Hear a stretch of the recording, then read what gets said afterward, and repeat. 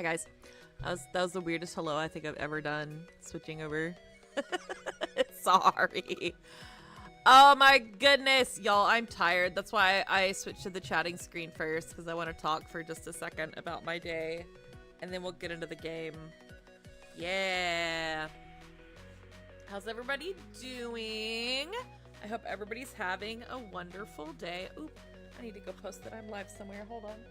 I can talk while I'm doing this, but y'all, I had a day. I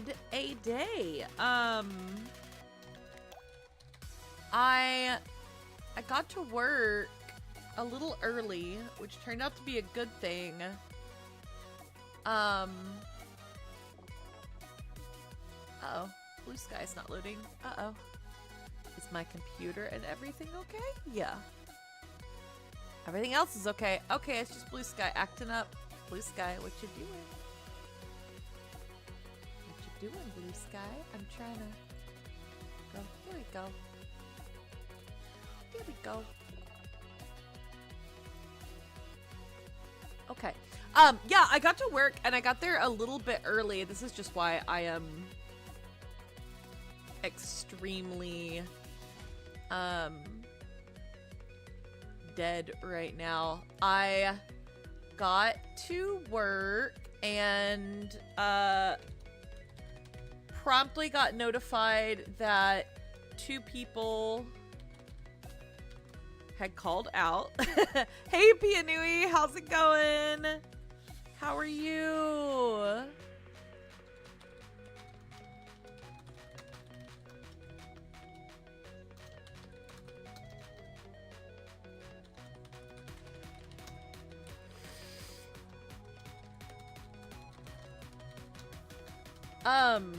But yeah, I got there and like not only had somebody called out, someone else ended up calling out after that.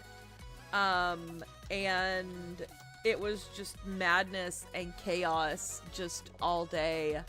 And I am so exhausted. I took my lunch break at work and I was like, I don't want to go back to work.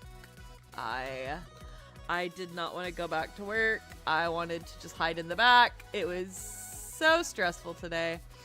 But that's okay. I feel better now. Yeah, it was straight up chaos. It was so, I am just so out of it because of it. So very just not alive right now. So if I seem like I'm not with it, or if I like space out every once in a while, I'm so sorry to the devs. I am so sorry if I space out while I am doing this. I'm gonna laser focus as soon as I get the game going. But yeah, I am just, ooh, goodness gracious me, I am a little tired, but I'll be okay. I am definitely gonna pass out immediately after this stream, so you know, we'll play game and then we will go be McFreakin' Deads and I will just be face down on the floor for the rest of the night. That's the plan. Whoo. But yeah, other than that, I'm fine. Had a good night off from streaming yesterday. And what did I do yesterday? What did I do? I don't remember. I ate too much. Is what I did. Oh, I watched the Hollow Stars concert. The Hollow Stars Ian concert. It was nice. Look at that. I hydrated and I didn't even need a redeem. So proud. So proud. Yeah, I watched the Hollow Stars concert, and that's about all I did yesterday. I helped somebody move something, but that wasn't very exciting. Yeah, it wasn't a lot, but I did have a nice day off from streaming. As for the schedule for the upcoming week, I'll try to get it together tomorrow. It may be Tuesday. Sorry. On Stars tomorrow. I gotta talk to Risha about it, but we're gonna do On Stars tomorrow. Ace Attorney Wednesday should be on, and then Friday is probably when I will do Him the Smile and Bloom finally, because I really need to play it. I just have had many much stress. So yes, I am glad to be here. I am happy to see people watching, viewing. I'm excited about this visual novel. I like visual novels, and I like a variety of them. Usually, generally, I play like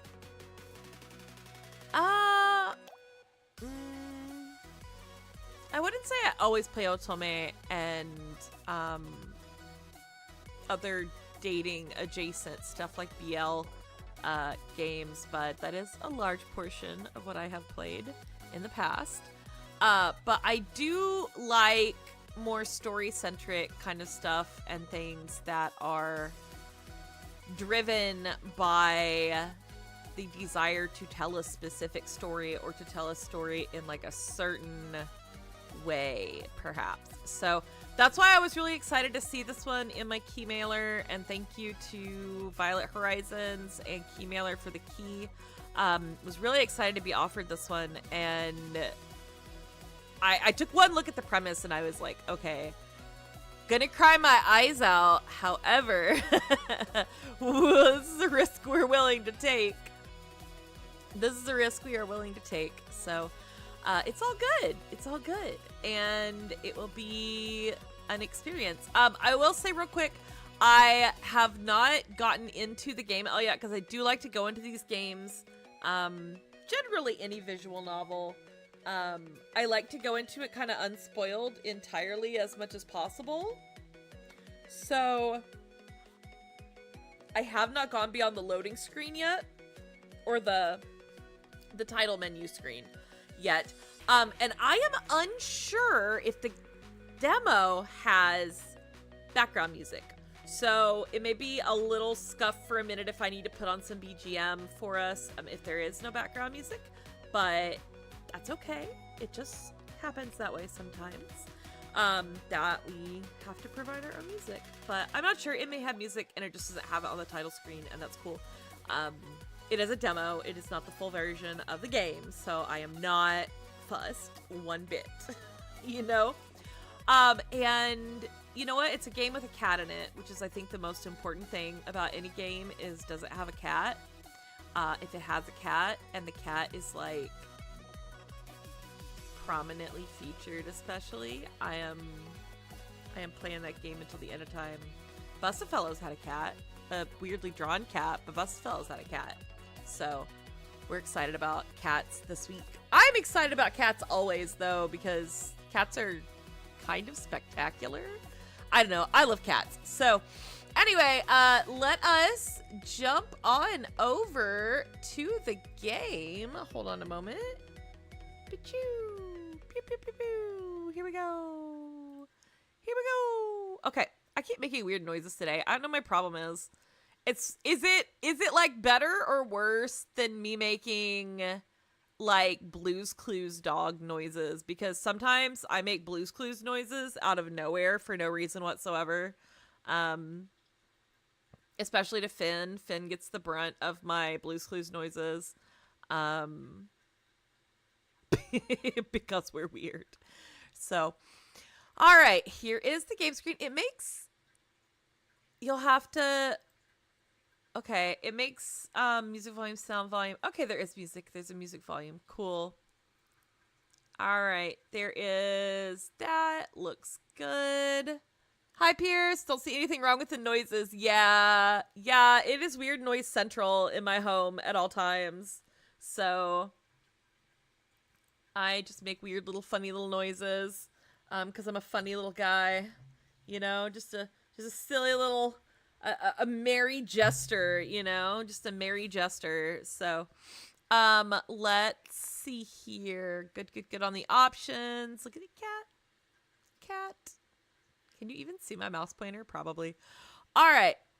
And everything's looking good on my end. Cool. All right, let's go ahead, and I don't have a whole lot to talk about other than whining about my day, which has now been accomplished. So let's start. This game is called Alex's Journey to the Grave, and I was reading through. Okay, sorry, I'll talk some more. I was reading through the press kit, and it seems through I was reading Steam and the press kit that both characters are named Alex, which we love a good gender neutral name.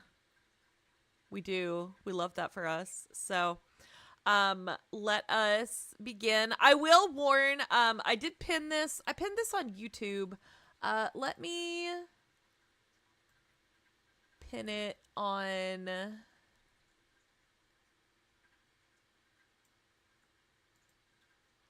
Hold on, let me get the info and pin it on Twitch as well, because I don't want anyone to be unpleasantly surprised in any way by any content. This game has a content warning featured for like distressing and depressing topics, such as like suicide, self-harm, that kind of a thing. So I am going to pin a little be safe message here. If the kind of topics don't bother you, that's okay. But if they do, feel free to step away. Be safe. Don't do anything that will harm you as a human being. So that's all I got before we get started. I don't know how deep it gets into that from the beginning because I haven't played it yet. So I did want to just warn everybody, courtesy of the devs giving a warning. By the way, devs, thank you for giving a warning. That's always nice to know. I know that, like, for me, I'm just talking. I know that, like, for me, those kind of topics in a game or in a story don't bother me necessarily.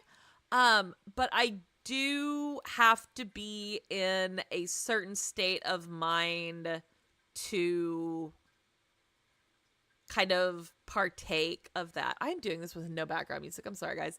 But I do have to be of a certain kind of like a mood to read that kind of a thing. So that's just part of me being safe with myself, right? Like some people have, I mean, I'm pretty open about it. I have some mental illness issues. And so part of me safely enjoying stories with like darker content or depressing content or sad content is knowing when to do that, right? So if it is not for you at this time, you need to step back. That's totally okay. But hopefully we will all be able to enjoy this together whenever you are able to partake. Okay. All right, let's go ahead and get started with Alex's Journey to the Grave. Oh, the menu sounds are kind of interesting. Okay, here we go. Still no BGM, huh? I have just ruined this game. Whoo! Okay. Oh, there's music. There it goes. My time is ticking away. Yet, day after day, week after week, I keep putting it off. I can't find it in me to actually take action. I can't find it in me to leave my comfortable, secure little world in here. I'll do it tomorrow. I'll start it tomorrow. This is way too relatable, actually. Tomorrow, tomorrow, tomorrow. I'm starting to feel like tomorrow might never come. If that ain't depression, I don't know what is. Oh no, a room with a fridge in it is never a good sign. A room with a fridge by the computer is never a good sign. You're never going to leave that room if you've got that set up. Oh, that lava lamp. Neglected lava lamp. And dishes. Oh no. Oh no. How, let me know how the volume is. There is some BGM. I can turn it up if needed. I open my eyes to stare up at the familiar dull ceiling above me, my head pounding away with a familiar dull headache. The ceiling blankly stares back at me, solid and unmoving. So I'm awake. I have absolutely no idea what time it is, but I honestly couldn't care less. My mind is filled with turmoil, vague memories of a foreboding, claustrophobic dream, and I want nothing to do with it. or anything else for that matter, especially the rapidly increasing pain in my skull. The only real desire I have is to put this reality on hold again. In other words, to get back to sleep as soon as physically possible. I have literally so been there. I have absolutely been there. I'm going to turn up the game audio because it's not... Hold on. It's not registering the game audio. Give me a second. It's not registering the game audio at all, is it? Can you guys hear the game? Hold on. It's not registering the game audio. Okay, cool. Let's fix that, shall we? Let's fix that. Monitor off. Yes, you should have music. There's music, I promise. Okay, hold on. Let's try this. And then this. Oh! It found it. It found the game audio. I'm gonna go into the menu and change and turn it up if I can. Hold on. Let's go to the options. Turn up the music. Okay, that's better. Oh, now it's so loud. There we go. Okay. There we go. And I'll turn up the sounds too just a bit so we can see if we get sounds. Okay. Is that better? Music? Yes. Cool. I've been listening to this creepy music all on my own. Alright, cool. Let me know if you need me to turn up the audio. It is kind of low. I'll turn it up a little bit. I usually try to keep it at about half my volume, so... Okay. There you go. Let me know if it's too loud. But there should be audio now. Good?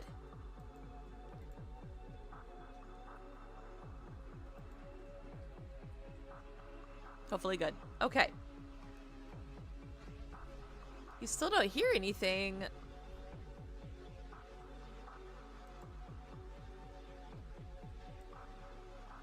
Huh. It's definitely registering in OBS.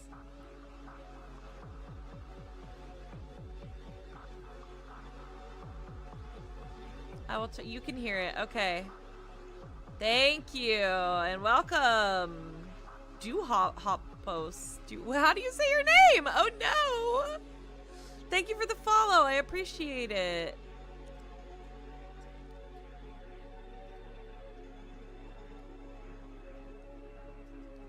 All right. Just ignore the zeros. Duh. Is it duh? Or do hop? Oh no. I'm destroying your name. I'm sorry. I'm bad at names. Do hop. Okay, cool. I like it. That's cool. All right, back to the creepy music. Now we can hear it. We are all together in this now. All right, let me move this so I can see the dialogue a little better. Okay, there we go. I screw my eyes shut, trying my hardest to will away reality and embrace my lingering fatigue. Oh, dots. Dots. Dots. Me too, buddy. Ah, fuck. Despite my best efforts, I can't ignore the pain any longer. I reluctantly sit up and reach for the pills on my desk, the icy indoor air biting at my exposed skin. After popping one into my mouth, I quickly pull myself back under the covers again. The heat of the blankets on my cooled skin reminds me of something like a warm, loving embrace. The medication won't take effect for a while now, but the comforting sensation alone is enough to renew some of my sleepiness. I close my eyes and relax, focusing my mind on it as best I can. You guys, I just remembered I didn't introduce myself at the beginning of the stream. Again, for like the billionth time that I've done that. So hi, I'm Ascella Vivace, Magical Idol. Welcome. If this is your first time, hello. Welcome. I I like visual novels. Der her her. I love visual novels, so that's what we're doing. And this is Alex's journey to the grave. The pain and turmoil eventually fade to background noise in the darkness, just quiet enough to finally leave me some peace.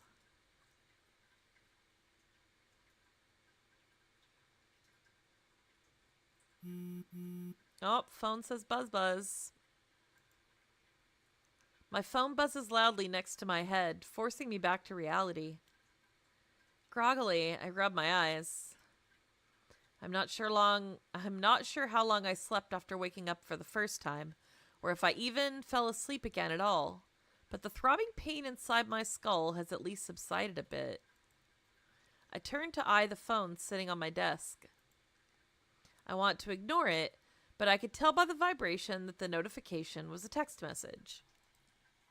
I haven't received any for a while now, so I'm a bit curious to see who sent it. Even if there's no way I'll respond. I brave my arms out into the icy cold air again to pick up my phone and check who it is. Oh, it's from my old boss. To my surprise, a wave of disappointment washes over me. I don't understand what I have to be disappointed about. Was I hoping for it to be one of my friends? That even after ghosting them for so long, they'd still try to reach out one last time? You weren't even going to reply to any of them anyway, so why'd you get your hopes up? My disappointment flares up into anger, directed at nobody but myself. Is your ego really that fucking fragile? This is completely self-inflicted, you. Stop. I sit up and take a deep breath, trying my best to hold back the anger rising within me. The turbulence in my chest starts to calm as I close my eyes and focus on breathing. Inhale, exhale. Only manageable flits of anger remain when I eventually open my eyes again. I finally look back down at my phone and unlock it to read the text. Oh, cool! It actually has the phone pop up. That's awesome. I love that. That's a cool feature. Oh, and here's like the menu down at the bottom. That's cool. I like this interface. This is cool. Hey, Alex. Just wanted to check in and make sure you're still doing okay. I'm super curious. I can't talk. Oh my god. I'm super curious about what you've been up to. So send some pics my way if you have any. Type your message to boss. Okay. A sharp pang of guilt hits me as I read his words, a harsh reminder of exactly what I've been putting off. I quickly lock my phone and return it to its place on the desk, as if that would help me unsee the message. It's way too fucking cold in here. Oh my gosh, stream elements! Hold on. Hold on, I've messed up again. I knew I forgot something. Give me a minute, guys. Ugh. Everything logged me out. Sorry, let me get rid of that announce.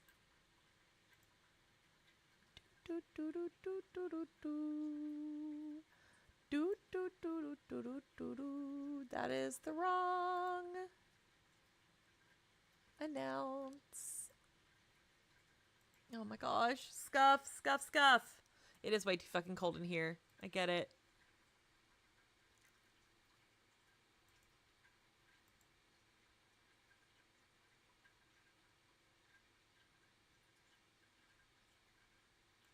Uh-oh, stream elements. Are you going to let me log in or not?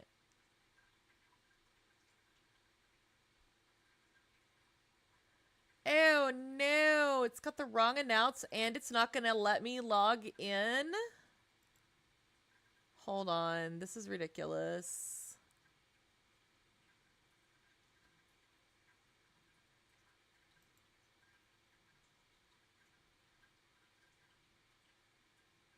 Okay. Let's try again. I'm sorry, guys. I soon lie down again myself, stuffing my arms back into the warm depths of my bedding once more. This is really, really gonna do this to me. Hold on.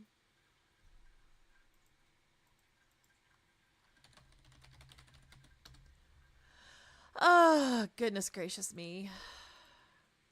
My body warms up again, but my mood remains sour.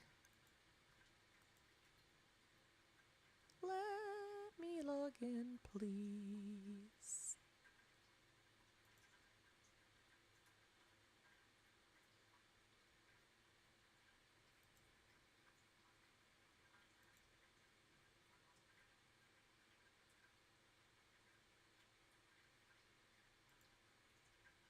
Oh my goodness, there's something going on with Stream Elements.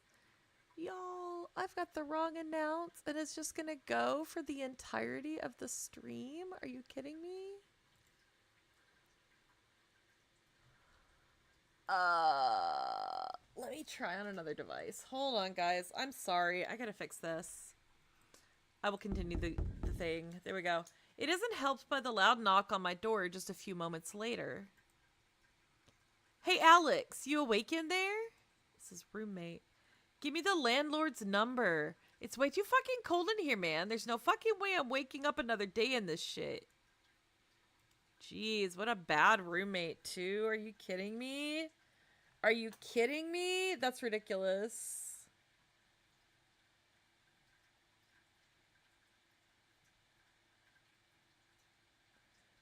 That is...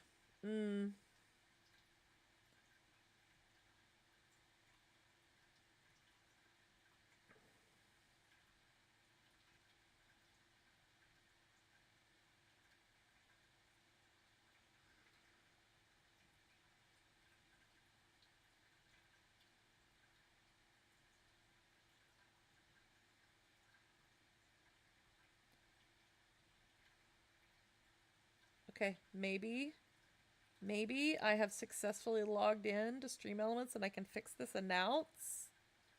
Oh, please. Stream Elements is broken, guys. This is making me crazy. Oh my gosh, it let me in finally.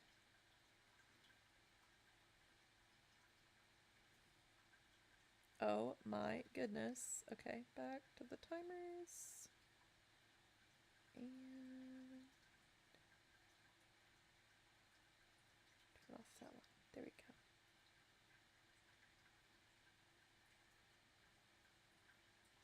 Okay, sorry about that. Good grief.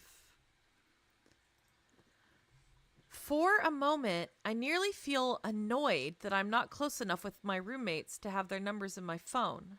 But I quickly remember all the reasons I'm thankful for it. Yeah, because it sounds like this person is horrible. Yeah, I'm up. Give me a second. My voice comes out hoarse as I raise it to make myself heard through the door. My throat is out of practice. I finally, reluctantly, drag myself fully out from under the blankets shielding me, and the cold quickly has me in goosebumps. Fuck, it really is freezing in here. I was mostly addressing myself, but my roommate loudly pipes back at me through the door anyway. No shit, it's already October now and that fucker still hasn't turned on the heat. Ugh, that's cold. Cold climates in October, not fun. I hastily throw on the clothes left draped over my chair, then grab my phone. I navigate to the landlord's number in my contacts before cracking open the door and thrusting it toward my roommate. Here, take a picture. He looks a bit startled at the sudden movement, but soon manages to get his phone out and take a picture of the number. Thanks, man. I'll make sure to get the fucking point across this time. Good luck with that. He just mumbles an back to me as he turns away to address his phone, pulling the door shut behind him.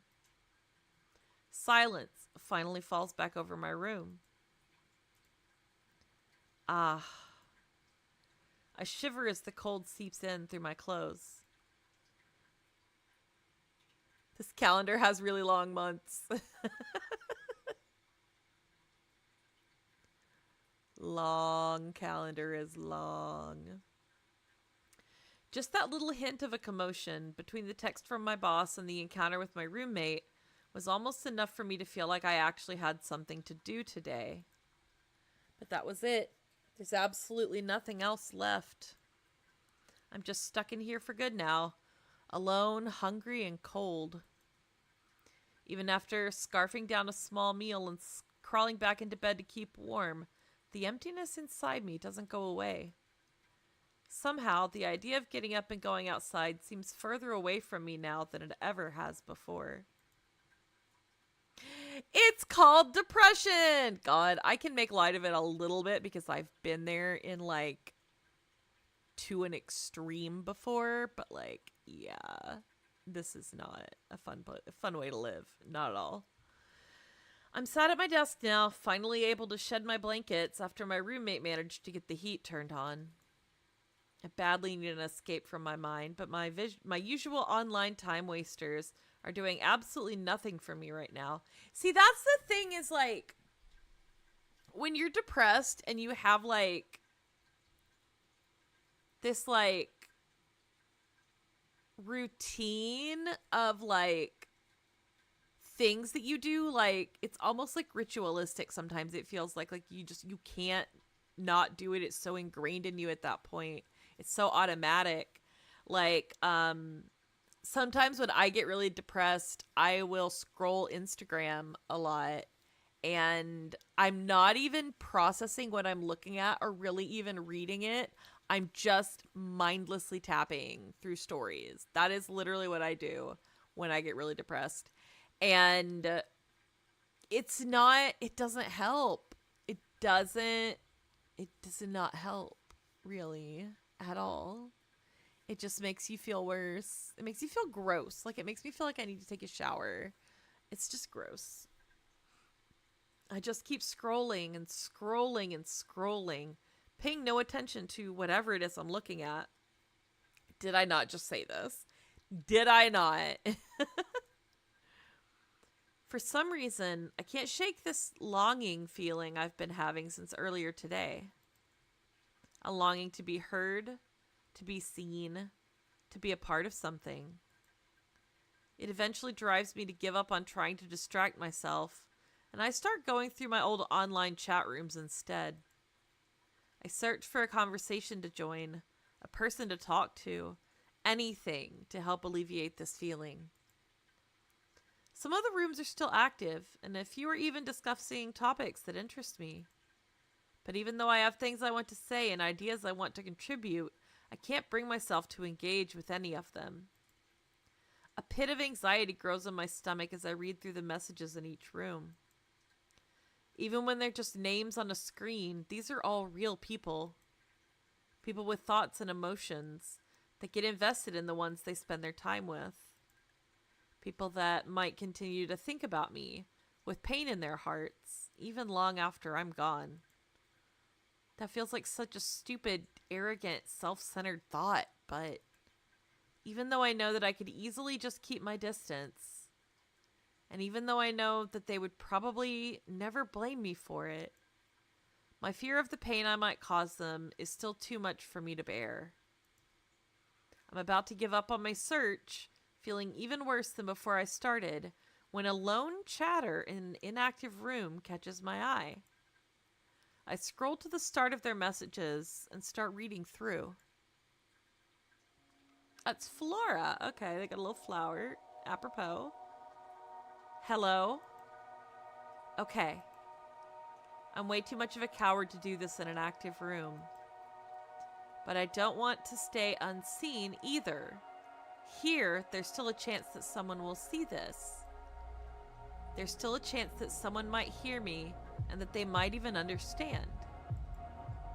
Understand how hopeless and alone I feel, despite having no real reason to feel that way. And just how incredibly fucking hard I've been trying to stay myself.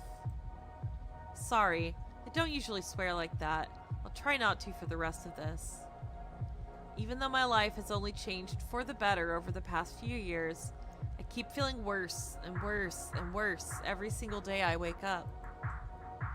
I'm further and further away from all the people around me. I told myself it would be different here, that a whole new world would open up for me, and I would finally be free to experience life again.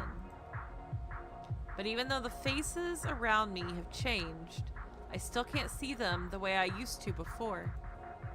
I swore to myself that I'd only let in those I could trust, but now I'm completely incapable of finding that trust. At some point, I realized I didn't understand them, and now I can't stop doubting them. And as I doubt, and I doubt, and I doubt, as I feel worse and worse because of it, the distrust just spreads even more. I keep gaining more secrets that I need to keep, and now I can't even trust my own family anymore. I don't know why I've become like this. I hate it, I can't handle it, but I can't do anything about it. It makes me feel helpless, like I'm drowning but don't know how to swim. Like there's an evil dark mass that constantly grows inside me, feeding off my life force, constantly making me sick and eroding away at my sanity. Like I'm completely and utterly alone in this world. I know that I'm not really alone, in reality or in these feelings. But at this point, if I were to reach out, to tell any of the people around me how I really feel, to genuinely ask them for help, no matter who I went to, it would all end up out in the open for all of society to see. And in the eyes of society, I'd just become another useless, broken person. This is too real, actually. This is too real. I will talk after we get to a stopping point. Nothing but a hindrance to the world, to be looked down upon with nothing but pity or disgust. To be caged, controlled, drugged up, and experimented on for my own good by our pathetic excuse for a mental health care system. I genuinely don't understand how that system could possibly help anyone being the way that it is. Oh, Pianui, I'm about to break your brain with some Ascella lore. Give it a minute. I used to think we lived in a golden age of medicine. But after I've seen how often even regular doctors mess up, how little most of them even seem to care, how hard you have to fight for yourself just to get proper treatment, how am I supposed to trust psychologists who seem absolutely clueless in comparison?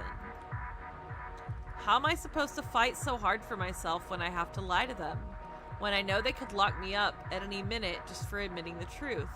Oh, it's got timestamps when you hover over it. They don't even have a clue how the human brain really works.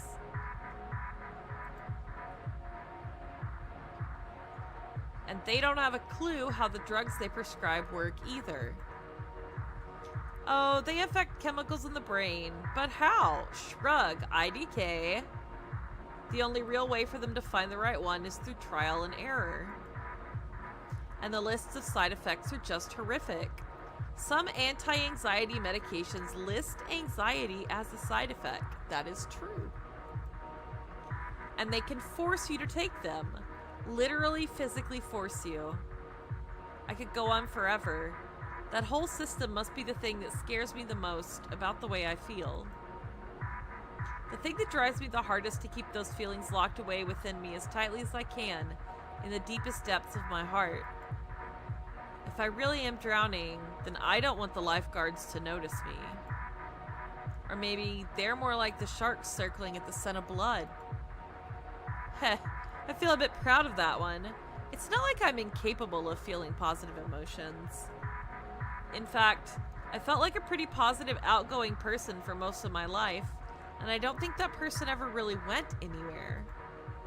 But that just makes how lonely I am now even more painful for me.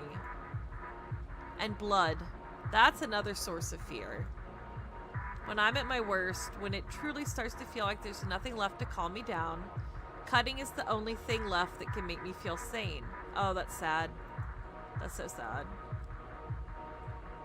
Feeling the stinging pain, seeing my blood seep out from within me and trickle down my skin. It makes me feel human again. Like I'm getting a preview of how I should feel. A brief reprieve and a painful reminder of what could have been. It scares me. I could easily get caught. It's self-indulgence of the worst kind. It's completely against my ideals. But I honestly don't know if I could live without it anymore. The longer I try to abstain, the more I need it.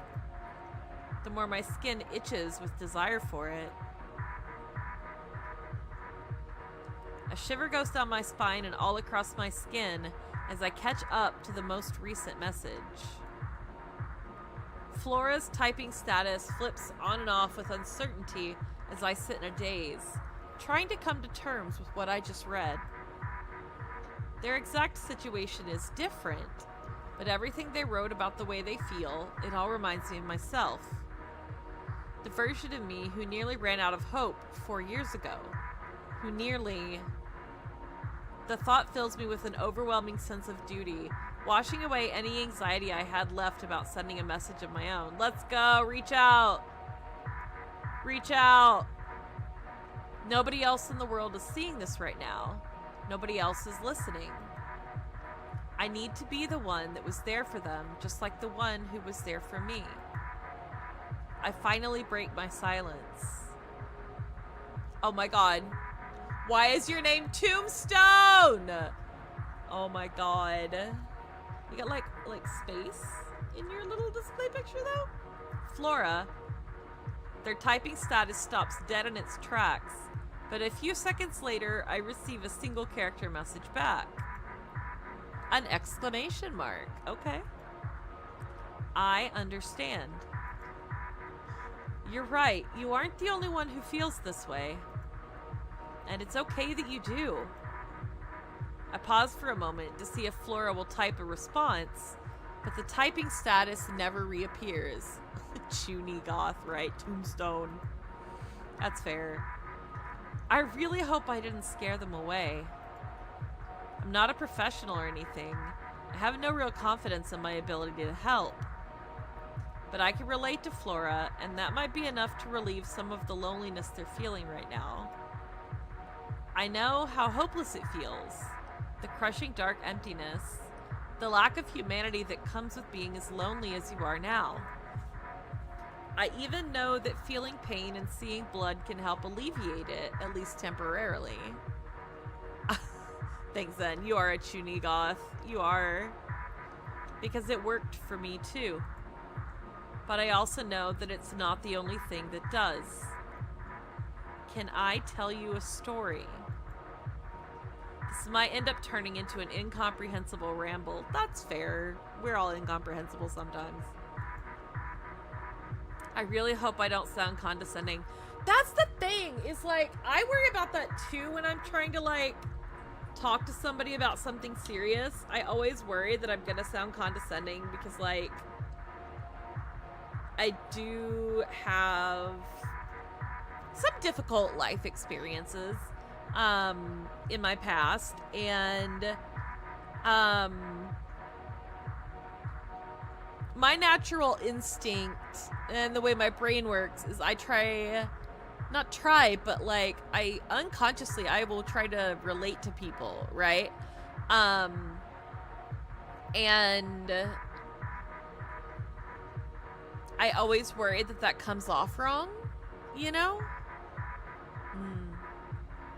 I don't know how to explain it. I really hope Flora is still here. Oh, she's still here. Let's go. She says okay. Yes. Okay, when I was younger, I lived in a house full of people who wanted nothing to do with each other, and went to a school full of people who wanted nothing to do with me. None of my human interactions contained any traces of love. A great recipe for loneliness, right? Well, I didn't realize that at the time. I thought living that way was fairly normal. I had no good way to deal with it for a very long time. I broke down often, always full of anger and rage for the world that I didn't know where to direct.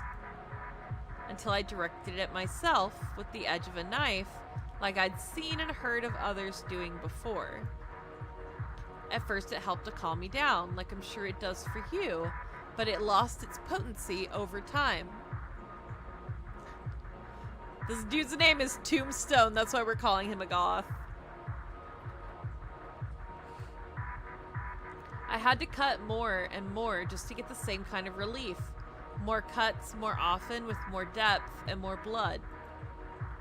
And then one day, it just didn't work anymore. No matter what I tried, no matter what I did to myself, the pain and anger inside of me just wouldn't go away.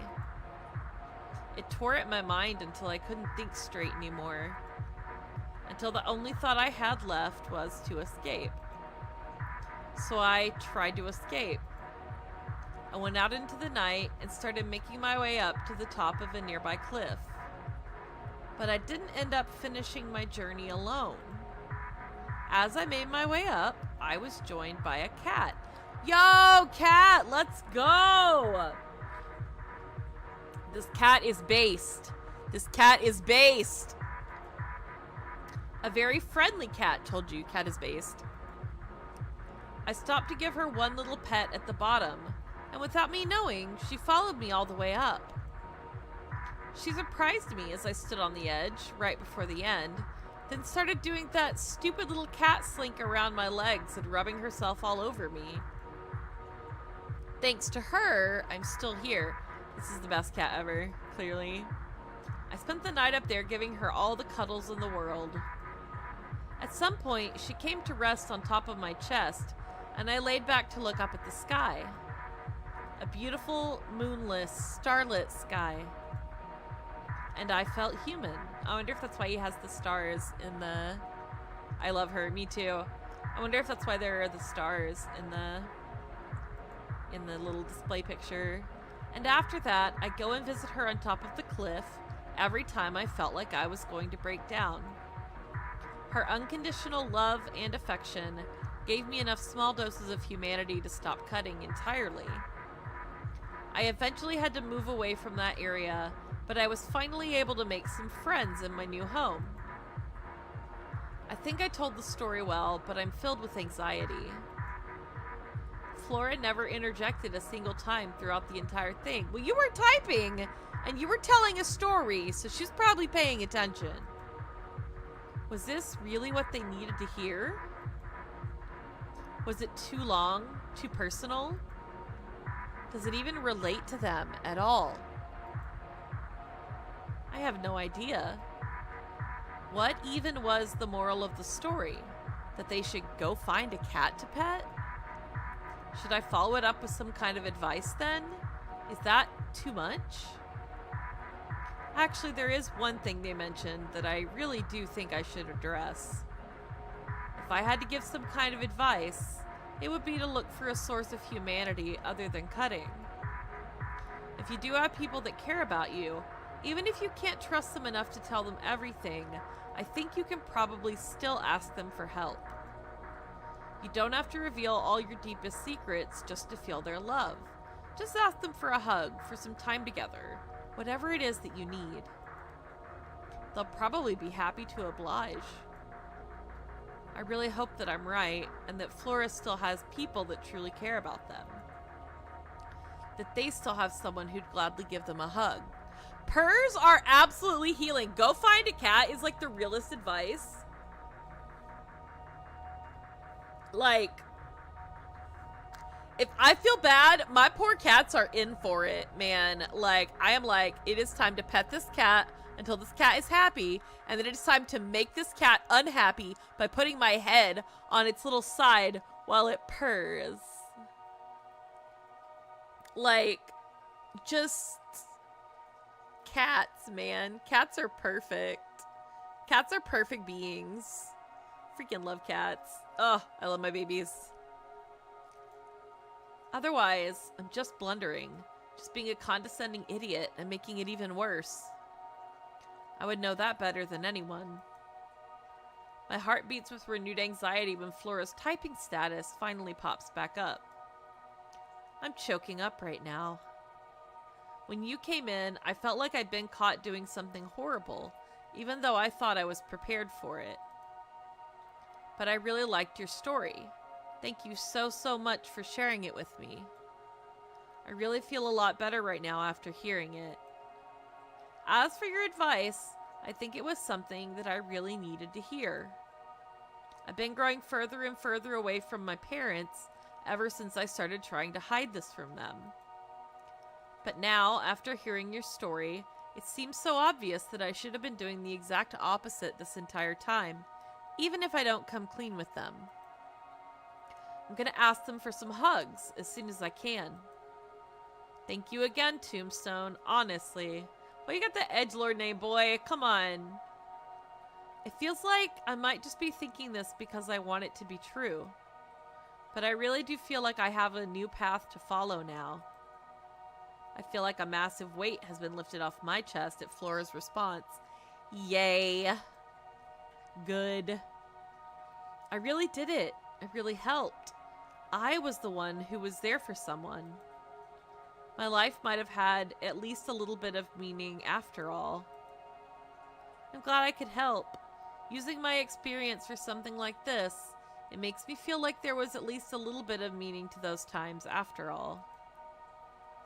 Flora's typing status flips off, on and off for a while, and I wait patiently for their next message.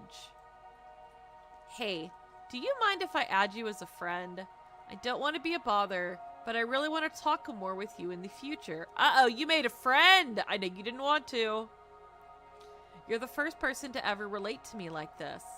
I'm sorry. I feel like I shouldn't have asked, but also like I'd regret it forever if I didn't. You can just pretend like I didn't ask that at all. The weight from before immediately presses back down on my chest.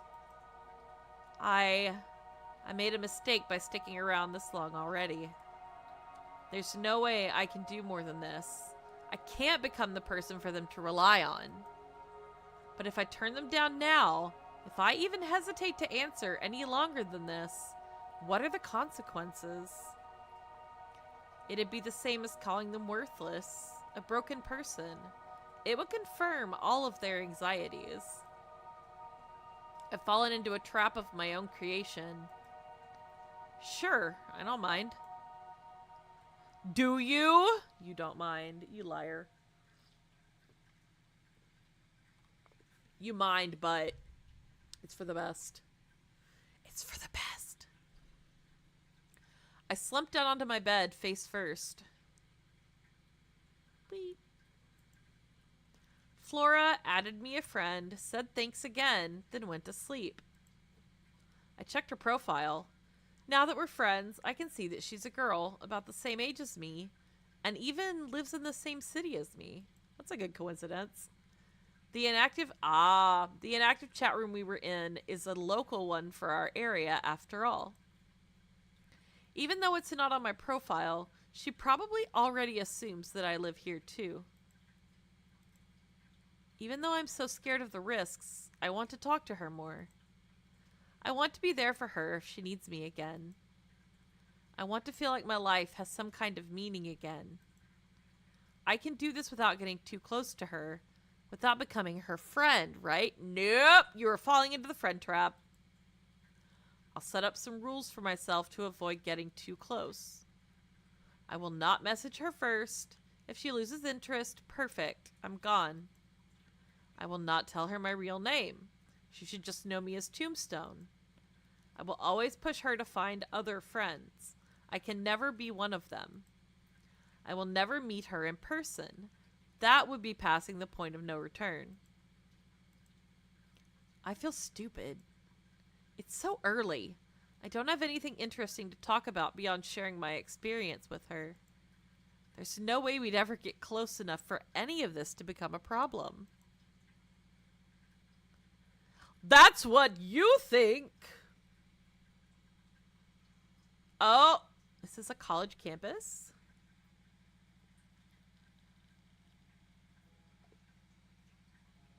Let's go.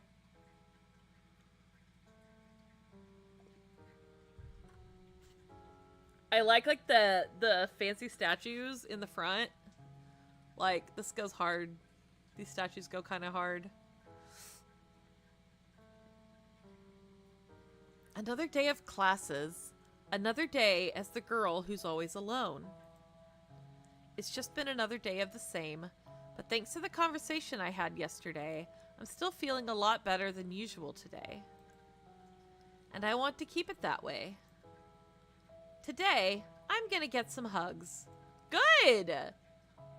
After getting home early, I break my usual habit of heading straight upstairs to my room and look for my parents instead. They'd usually still be at work around this time, but just my luck, they both took the same day off for some appointments today. I find them sitting together in the dining room, both with a cup of coffee in their hands. Oh, we have people now! They stop their conversation and look up at me as I walk in, seemingly surprised that I came to find them. Oh, hello, Mom. You look tired. Dad, you look kind of tired, too. They're having a hard life. They're adults. Being an adult is hard. Source, I'm an adult. Hi, Alex. It's nice to see you in person for once. Seems like it's our lucky day getting a visit from our beautiful grown-up daughter. Aww. I live in the same house as them. They see me all the time.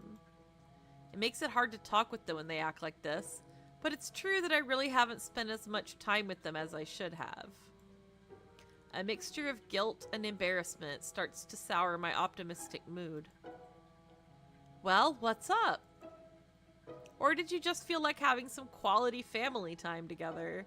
Man, see, when parents do this, it's either like really loving or a really big guilt trip. You know what I mean? Like, sometimes it's just like the world's biggest guilt trip.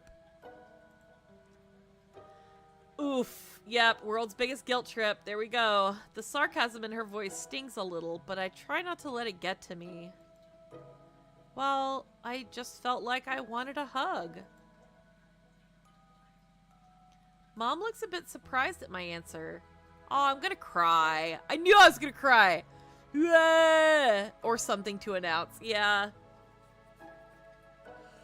But Dad just stands up with a big smile on his face. That we can do.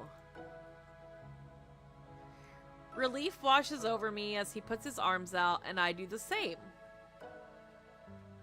I'm gonna cry. I'm literally gonna cry. It's fine. I'm fine. It's fine. Woo! Both of us coming in for the hug. I actually had to do this a couple of days ago. I had to just be like, you know what? I need just a hug. I just need a hug. It's okay to just need a hug sometimes. Life's kind of hard, you know? If you need a hug, you need a hug. And that's okay.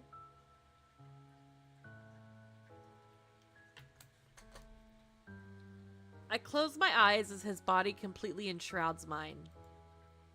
He's still a lot bigger than me, but he's also being surprisingly gentle compared to the smothering hugs I used to get from him as a kid. It's a nice fatherly hug, and I feel assured of his love for me. Until he starts squeezing hard at the end. Ah, hey! He lets go after I start struggling and hitting him with the hands around his sides. Aw, cute. Well, it was almost a good hug. I turned to Mom, who stood up while Dad was hugging me. Okay, come here. She pulls me into a hug that's much softer than the last. She's only just a bit taller than me, so I'm able to rest my head on her shoulder. I close my eyes and enjoy the moment as she rubs my back. Ah, supportive parents! Let's go! Let's go, supportive parents! They're trying. They're trying. You know, some parents don't get it. Like, they don't get their kids. And it's not always because, like, sometimes they're trying, right? And they don't get their kids. But it's not always, I don't want to say, like, not the parents' fault, but it's more like, yeah, at least they try. Like, sometimes it is a two-way street and nobody is walking on it, you know? We're always here for you, okay, Alex? No matter how old you get, you can always let us know if anything is bothering you. I feel like I'm starting to melt away in her arms. It's the first time I've ever heard that from her. I guess it's always just been implied, but I don't know if I ever really believed it.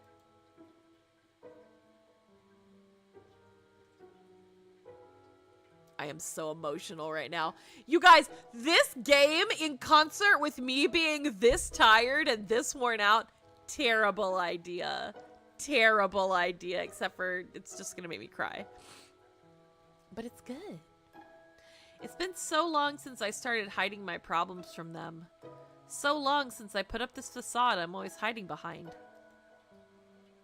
But now, for the first time since I built it, I find myself thinking about ripping it down.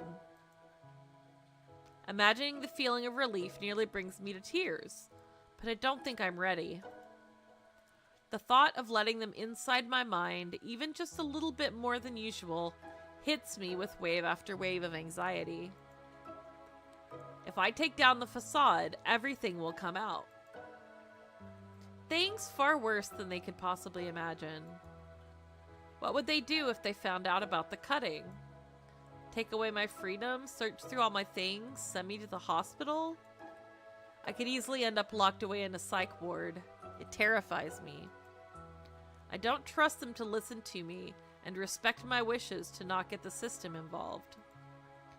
They would try to do whatever they think is best for me, regardless of what I say. And I don't want them to feel bad about it either. I don't want to shatter the image of myself that I've worked so incredibly hard to build up for them. I don't want them to blame themselves for never seeing through it. So I'll keep up the facade, at least for now. But that doesn't stop me from coming to them for support, hugs or otherwise. There you go. Good. Step forward. We like to see it. I feel a bit better again after getting my thoughts in order. Mom gives me a light squeeze before finally letting go, and I try my best to leave those thoughts behind me and put a smile on my face before they see me again. I love you, Alex. Aw, supportive mom. I love you too, Mom. Dad suddenly pulls both of us back in for one last big hug. And I love the both of you. Good dad. Oh, we've been trapped. Hey, you're squishing the poor girl again. Aha, sorry. Cute. After our long group hug eventually ends, my head starts to clear up again. If it's like this, I don't have anything to worry about. I'll become the version of myself that I show to them in no time. Thanks for the hugs. They really hit the spot. Come ask for them more often. I'll be ready. Okay, Dad. Only if you promise not to squeeze so hard. All right. Even if it is the fun part, I won't squeeze as hard next time. The room falls silent as the moment seems to finish running its natural course. I make sure to come up with a reason to leave before my parents can start a new conversation. Ah, right. I have a ton of homework I have to go get started on now. All right then, but don't work too hard. Come down and eat dinner with us later. It'll be ready at the usual time. Okay, I will. There we go. Progress. You have clothes on your bookshelf. What are you doing? Oh my god. I've made my escape, and mission acquire hugs was a success. This is a depression room. This is a depression and or ADHD room. And or. It felt good to get some long overdue hugs from my parents, but there's still one more hug I want. Uh-oh, girl, what? A hug from someone who knows. Someone that I can share the entire truth with, free from anxiety. Up until yesterday, I never had anyone like that in my life. But now, I think I might. A boy the same age as me, who probably lives nearby.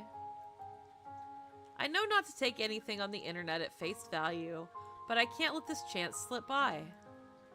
I need to find out if he's truly the person that I hope he is. I smile at the thought as I open up a new chat window on my PC. Tombstone! I cannot call him Tombstone.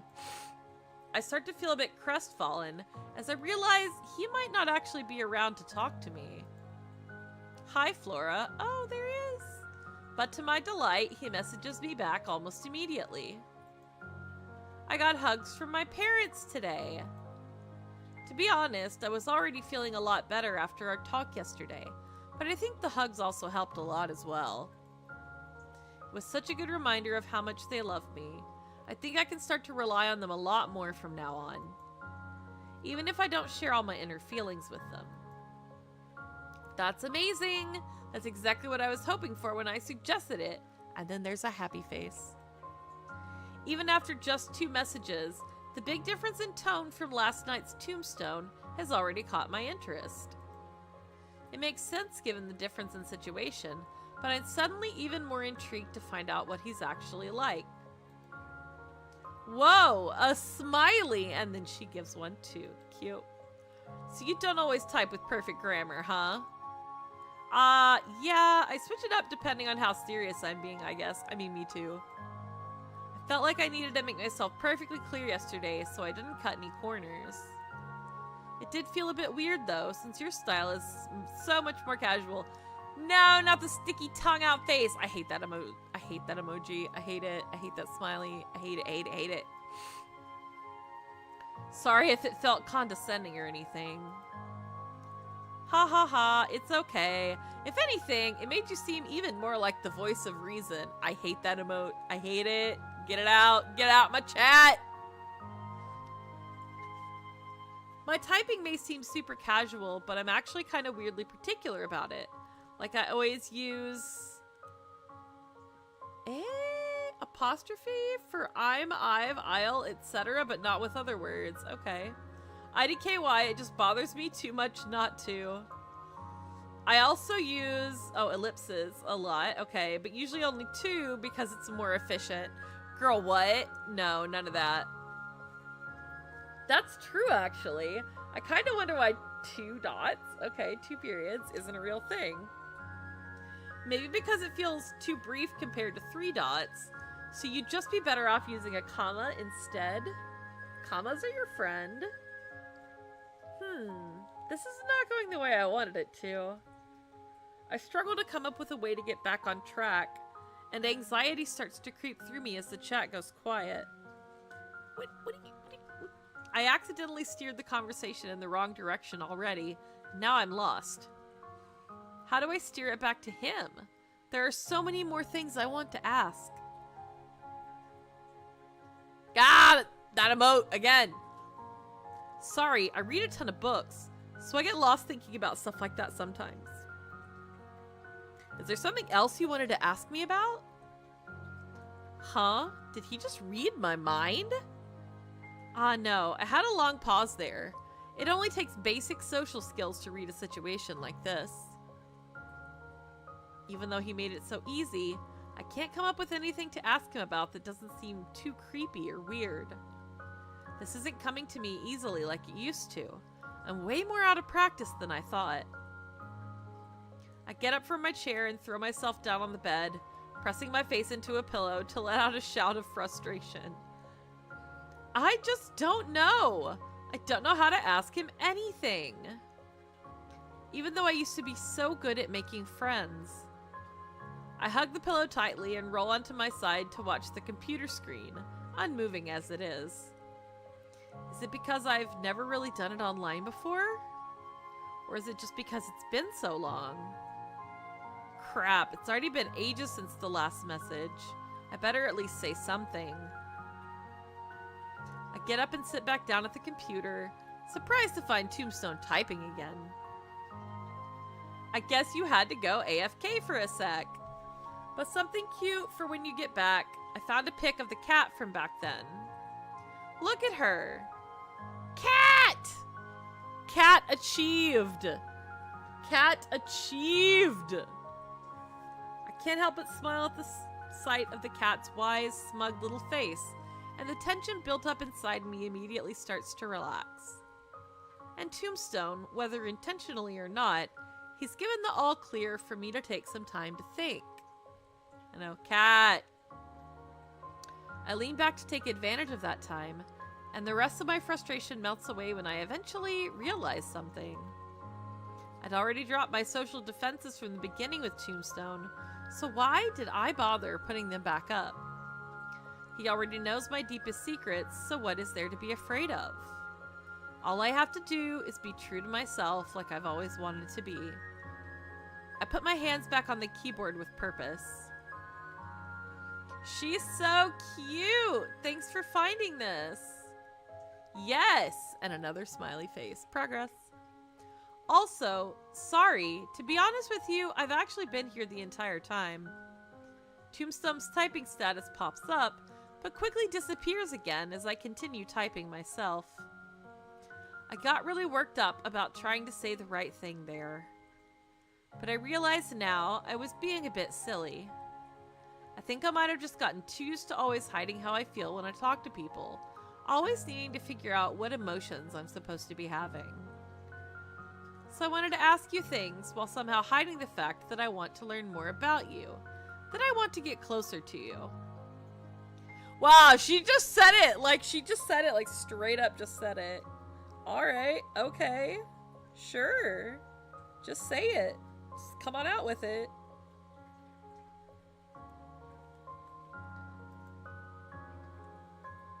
Yep, my cheeks flush hot red as I realize what I just typed. I mean, that I want to become your friend. Not that something more would be completely impossible, though. I shouldn't have added that. Oh no. Even with the conclusion I came to earlier, I can't help but start to feel nervous now. I wait with bated breath for Tombstone's reply, his typing status flickering. Uh-oh. Oh, come on. Saying it like that is cheating. Aw. You almost made my heart skip a beat there. Aw, that's cute. I can feel my face start to warm up again, not helped by another long pause, before Tombstone finally sends his next message. Let's start a game then, to make it easier to ask each other things.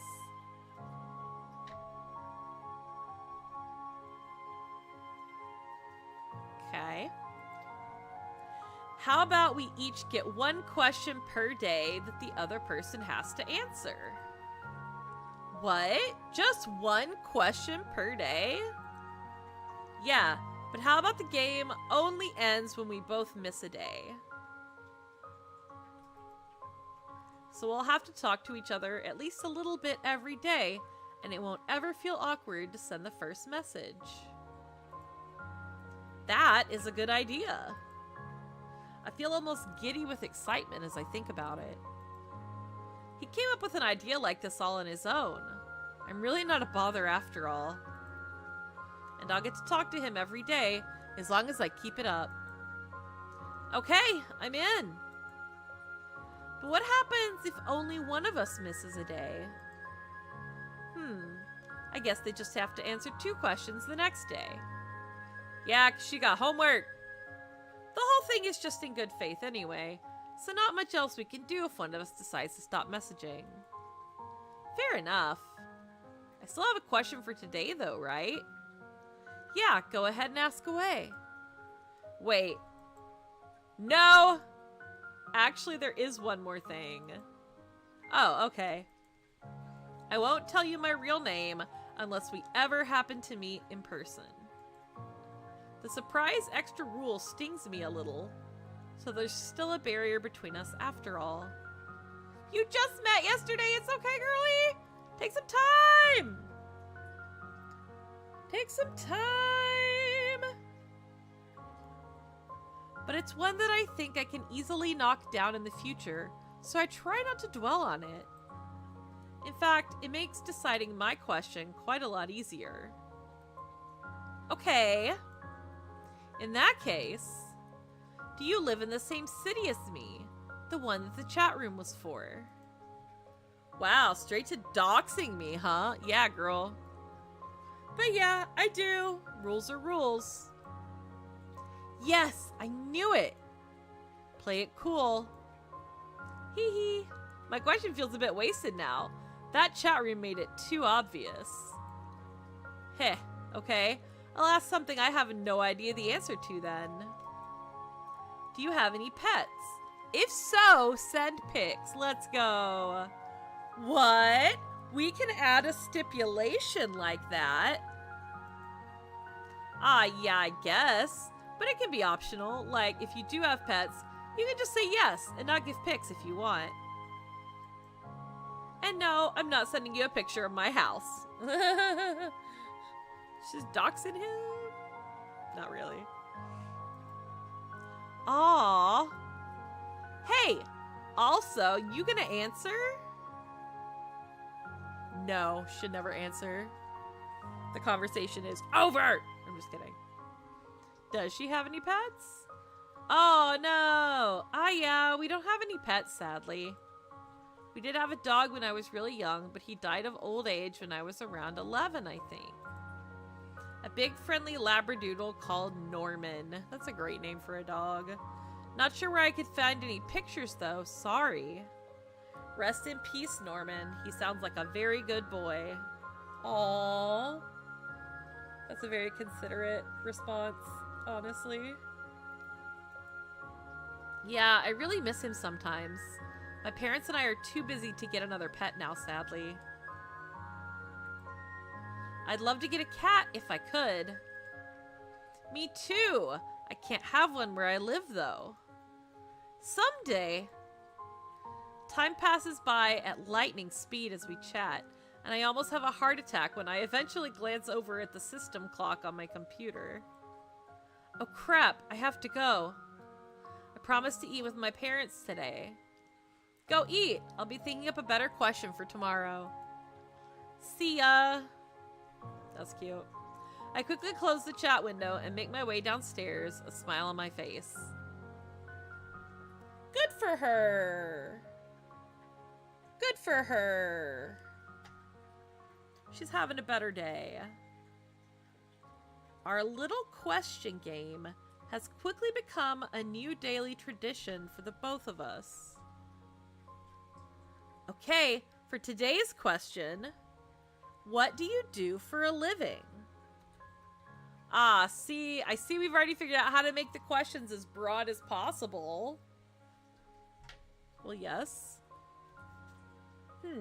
I worked in a bookstore up until recently, but right now I'm just living off my savings and looking for something new.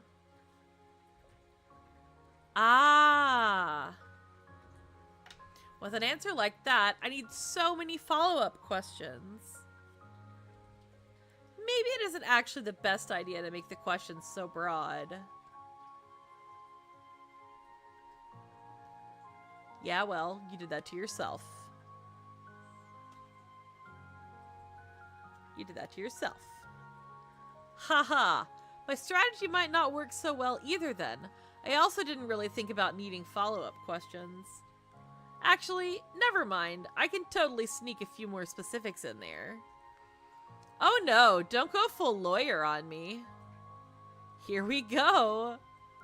Do you or your family speak any languages other than English? She thinks it's funny. You aren't actually as smart as you seem, huh, Tombstone? Damn it. I see it now, too. Yes. Question answered. See you tomorrow. No. LMAOJK. Real answer. Me and my dad only speak English, but my mom speaks Mandarin as well. Well, that's cool. Got a multilingual family in part. She can always learn. Maybe that's what she should do to get closer to her parents. She should start learning Mandarin. She grew up here, but spoke it at home since her parents were from China. She's really rusty now, though, since they passed away before I was even born. Damn, too bad you never got to meet them. IDK, my mom seems to think it's for the best. She said she didn't want them controlling my life like they did hers. Aw, that's too bad. I kinda wish she taught me Mandarin sometimes, But I think she just wanted to leave that part of her life behind her. Okay, well then don't learn Mandarin. My bad. Today we'll remember to avoid yes and no questions, right? Yep, I learned my lesson yesterday. Okay, question time then. What are your hobbies? That's a good one. I think reading has always been my biggest hobby, especially when I worked at the bookstore, and I could basically just read all day. I really love getting lost in stories in other worlds, so a lot of my other hobbies are kind of similar, I guess. Are you a gamer? Just nerdier and harder to talk about with most people. Like anime, manga, video games, etc. Yes! Whoa, is it that exciting? Yeah, all caps, yeah. It means you're like me. And I never had anyone to talk about that stuff with before. Really? Even with people online? Yeah, honestly, I never really figured out how to make friends online. It's super weird as a girl sometimes, and I didn't really want to fake being a guy just to talk about anime. Like me for real, right? Ah, yeah, that's fair. But hey, we can talk about it as much as you want to now. Yes, I definitely need your thoughts on some things. But ask your question for the day first. Okay, I'm just gonna throw this one back at you then. What other hobbies do you have? It had to happen eventually, I guess. Other than anime and stuff, I guess art is the main one. Oh, we got an artist. My mom is a super good artist as well, so I spent a lot of time drawing and painting with her as a kid. I grew out of that after a while, but after getting into weeb stuff, it was only a matter of time before I started using it to draw anime characters instead. She's a fan artist! Good for her. Of course, lol. Jeez. Even though I've already opened up to you and we just figured out that we both like anime, I still feel a bit anxious whenever I mention it. Hey, that's normal. I've yet to get over the same thing with people IRL. It's just what happens when you spend so long trying to hide something to fit in. I shouldn't feel that way with you, though. It's only been 3 days since we met. It'll definitely feel more natural with time. Oh, next day, okay. Hey, ask your question first today. I want to think about mine a little longer. And I don't want you to just reuse mine again. Aw, okay then. And I did think of one for today, but it might not be that interesting. Just go for it. Alright, with 2 T's. What was your furthest ever trip away from home like? Good wording today. Only slightly challenging. My furthest trip. Must be when we went to Costa Rica as a family. Oh, that's pretty far. Okay. It was a resort town somewhere on the west coast, I think. I was only around 11 or 12. I just remember having fun getting bowled over by big waves and eating a ton of free ice cream from the resort. I want ice cream. That sounds great, actually. That sounds like a lot of fun anyway. Sorry I don't have much more to share. Also, I feel even a bit more nervous about my question now. I think learning about how someone grew up is a good way to get to know them, but I've been a bit scared to ask stuff like that since I know your childhood wasn't the happiest. Don't worry about it. You're not going to dig up any forgotten trauma or anything. But you can trauma bond if you dig up forgotten trauma.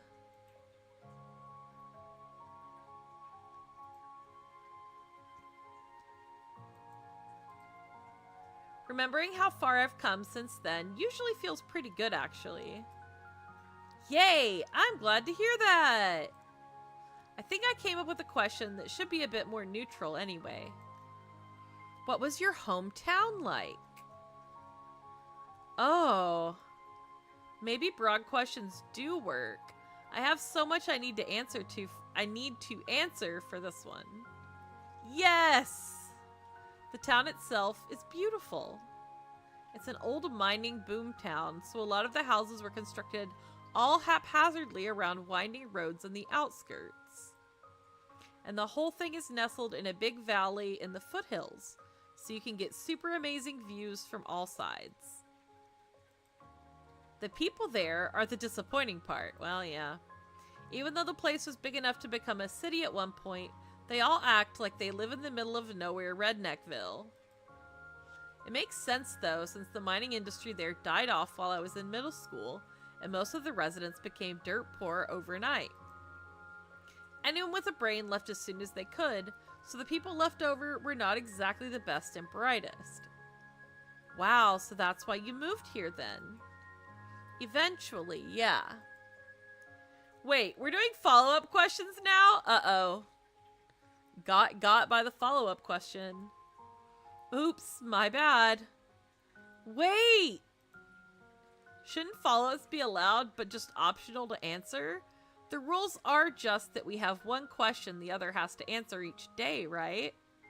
You answered my questions about anime yesterday, too. Okay, yeah, you're right. I guess it's hard to have a conversation with only one question per day anyway. Yay! So what did you mean by eventually then? As long as you still want to answer. Well, basically my mom did not have very much for a brain. She wasn't a miner, so she thought she'd keep her job just fine. She also wasn't smart enough to save up any money.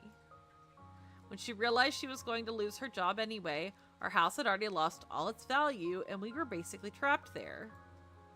I worked at a gas station and somehow managed to keep my job, so since I was under 18, she started stealing the wages from my bank account. Yikes. Big, massive yikes. What? You would have helped out if she just asked though, right? Probably not. I hated her. Uh-oh. She never even told me she lost her job, by the way. I didn't know about it until I walked past her old empty office building. It wasn't even just my wages she stole. Eventually, it was everything I'd been saving up to get away from her in the first place. I almost lost hope, met the cat from my story, then finally wised up and asked my boss to pay me in cash instead. I hid it out in the woods, but it didn't stop my mom from ripping up all my stuff looking for it anyway. Then at 18, I left and never looked back.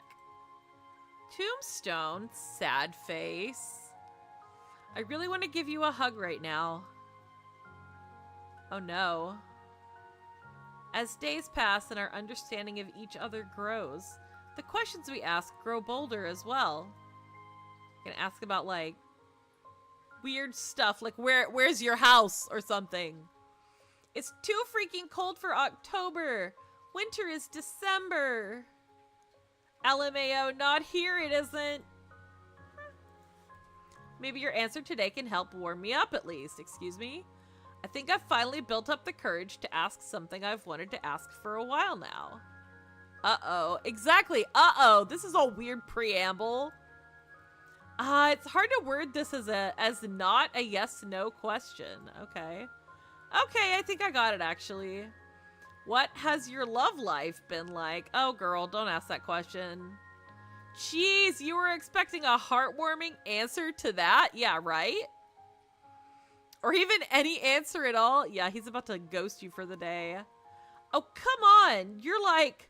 No, I can't say that, actually. Hey, but surely you've been in love before. No, what were you gonna say? Ah, caught? Caught? So that's your question for the day, is it? Oh, key smash for realsies. Sure. Well then, I was gonna say that you're one of the sweetest and most emotionally aware people I've ever met. So I asked about your love life because I thought you might describe how someone special to you made you feel. And I thought maybe hearing it from you could help me learn to feel that way too. Giant all caps A's. Good job. You've made the man ah. You can't say stuff this cute. Wow, y'all are flirting. Calm down.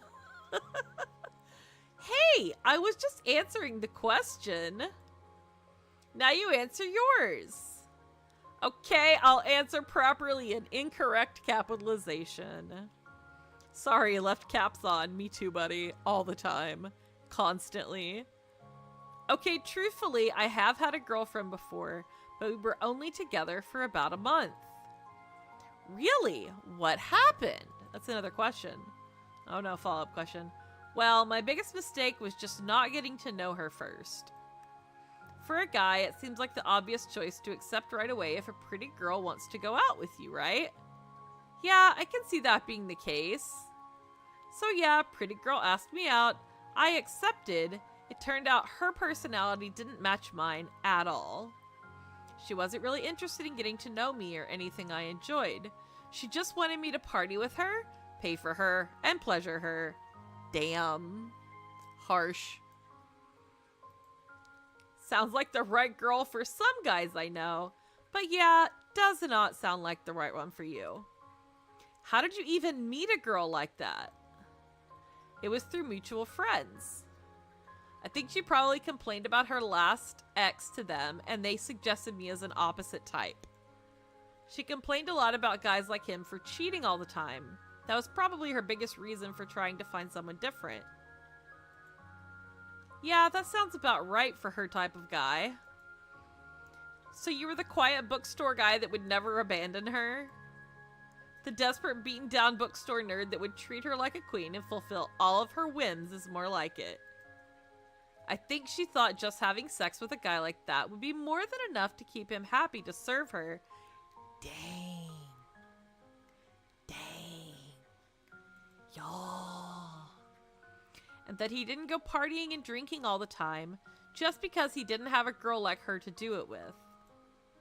Hey, if I know anything about girls like that, it's that she did at least find you attractive. They're usually way too shallow to look past looks. I do not, yeah. Is she doing this not like other girls thing? Is that what she's doing? My God. Well, yeah, like a work in progress, maybe. She really badly wanted me to start working out. Exercise? Oh, the misery. Yeah, me too. Okay, fair but uncalled for. Sorry, I don't actually exercise much either. So girlfriend was a bust, but surely you've at least had a crush before. Someone you felt a special connection with from afar. I think I did a long time ago. In like middle school, probably. There were definitely girls that I thought were cute, but it was so long ago, I'm not sure whether it was just physical attraction or something more emotional as well. Sorry, I guess I don't really have any love experience to share with you after all. And then a sad face. Well, hey! At least we're in the same boat together. And then a smiley face. That's cute.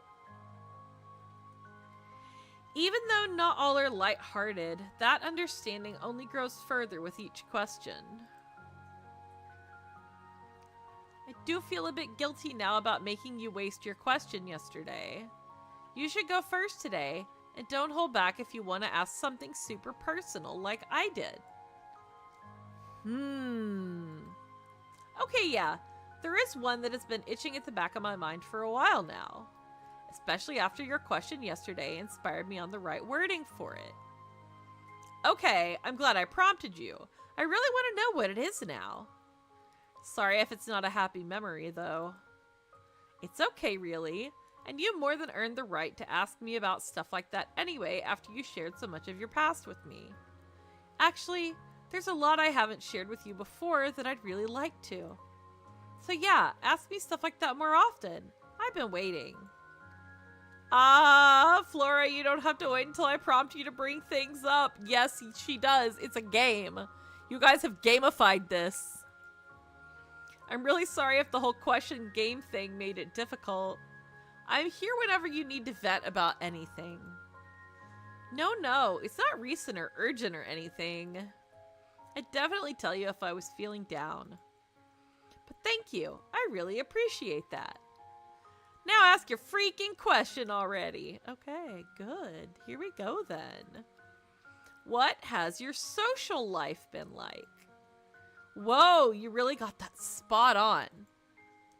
I just copied your homework from yesterday. Yeah, but still, it covers everything so perfectly. I'm not even sure where to start. You basically want to know how I ended up so lonely, right? Yeah, you got me. You've just seemed so cheerful and been so easy to talk to all this time. I feel like there has to be some story behind it that I haven't heard yet. And some reason that you still have trouble making friends. Well, yes and yes. I'll just try to tell the whole story from the beginning. Briefly, if that's okay. Yeah, however is comfortable for you. Thanks. Okay, so, for some reason, I was always super extroverted and social as a kid in elementary school, and I always felt like I needed to be the responsible one. I'd feel the need to make sure that all my friends were getting along with each other, that they were all having a good time, that they were all following the rules. I'd feel guilty whenever things went wrong, like I needed to make things right for everyone, and I was actually pretty good at getting my way back then. I had my own little punishments and rewards to dish out, and the other kids would even come to me for mediation sometimes. As me and my friends grew up, I obviously had to let go of that. Really? It sounds like you had the makings of a good leader going on there.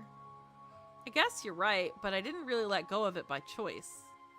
It just got harder as my classmates got older and more rebellious, and I was eventually forced to give it up. The problem was that I held on to the guilt. I kept feeling responsible for keeping my friends out of trouble. Right before starting high school, I gave into that guilt one last time and ended up losing my entire friend group at once. What the heck were they even doing that you felt so guilty about? If it was always just little things like swearing or something, I could usually just deal with the guilt and ignore it, actually. But the final one I couldn't ignore was when one of my friends brought a bottle of alcohol to class. In middle school? Yeah! That is quite a big deal for middle school. Yeah, I guess. Doesn't change the fact that I lost all my friends over it, though. Anyway, I didn't know how to handle my sudden, complete loneliness as a brand new high school student. I spent all day, every day, just thinking about how my life would be different if I just managed to let go of my guilt. So when an older girl showed some interest in me, I was all in. I was totally ready to follow her and try whatever she wanted me to. I smoked for the first time with her, drank for the first time with her. Are you actually a bit of a bad girl, Flora? Right? Key smash, no. That was very short-lived. Sorry, go on. I just somehow managed to trick myself into thinking I was having fun. But I know now that I really hated it the whole time. I'm not a prude snitch like I used to be either, though. That girl brought me to a party one day that changed my worldview forever. I came across a guy overdosing on drugs there, and for a moment I actually considered ignoring it to avoid losing a friend again. Thankfully, I realized that the situation was completely different, and I called 911. The whole ordeal made me realize that I don't need to worry about the harmless actions of others just because they're against the rules, but that I absolutely need to stick to my own ideals, and that I should choose my friends a lot more carefully. What the heck? It sounds like you had it all figured out then. But you still haven't found anyone else to become friends with since? Well, you. I'd hit you right now if I could. Everyone in my high school hated me for years after that. And yeah, I'm no good at making online friends like you. I never had any practice at it. It's way too scary not being able to read their faces. Sorry, that came out a lot meaner than I meant it to. I guess I'll forgive you. You're lucky I think so highly of you. Hey, I only said it because I think so highly of you. This is actually really, like, I'm gonna, like, for a moment here, step aside, right? This is very... I like the way this dialogue is written. This is very, like, it feels kind of natural, and I kind of like it. It's very cute. It's very natural. It kind of flows really well. You figured out the online thing just fine with me, by the way. Because of how we met, I guess I just never had that fear with you. Although, in the beginning, I was definitely scared of messing up our conversation, scaring you off somehow. Anyway, I want to finish the story. It's pretty much exactly what I was venting about when we first met, but I was trying to keep it vague back then. Yeah, I kind of get the gist already, but keep going. I guess I already filled in most of the gaps then. But yeah, I spent the rest of my time in high school alone, just waiting for the day I could go to uni instead. Spending so much time like that, knowing that everyone you see hates your guts and avoiding them accordingly. Even after it stops, it's really hard to undo what that does to you. Especially when some of these same people are mixed right in with the new ones. They all just blend together into one big untrustworthy crowd, and it's impossible to approach anyone. Okay, so true story.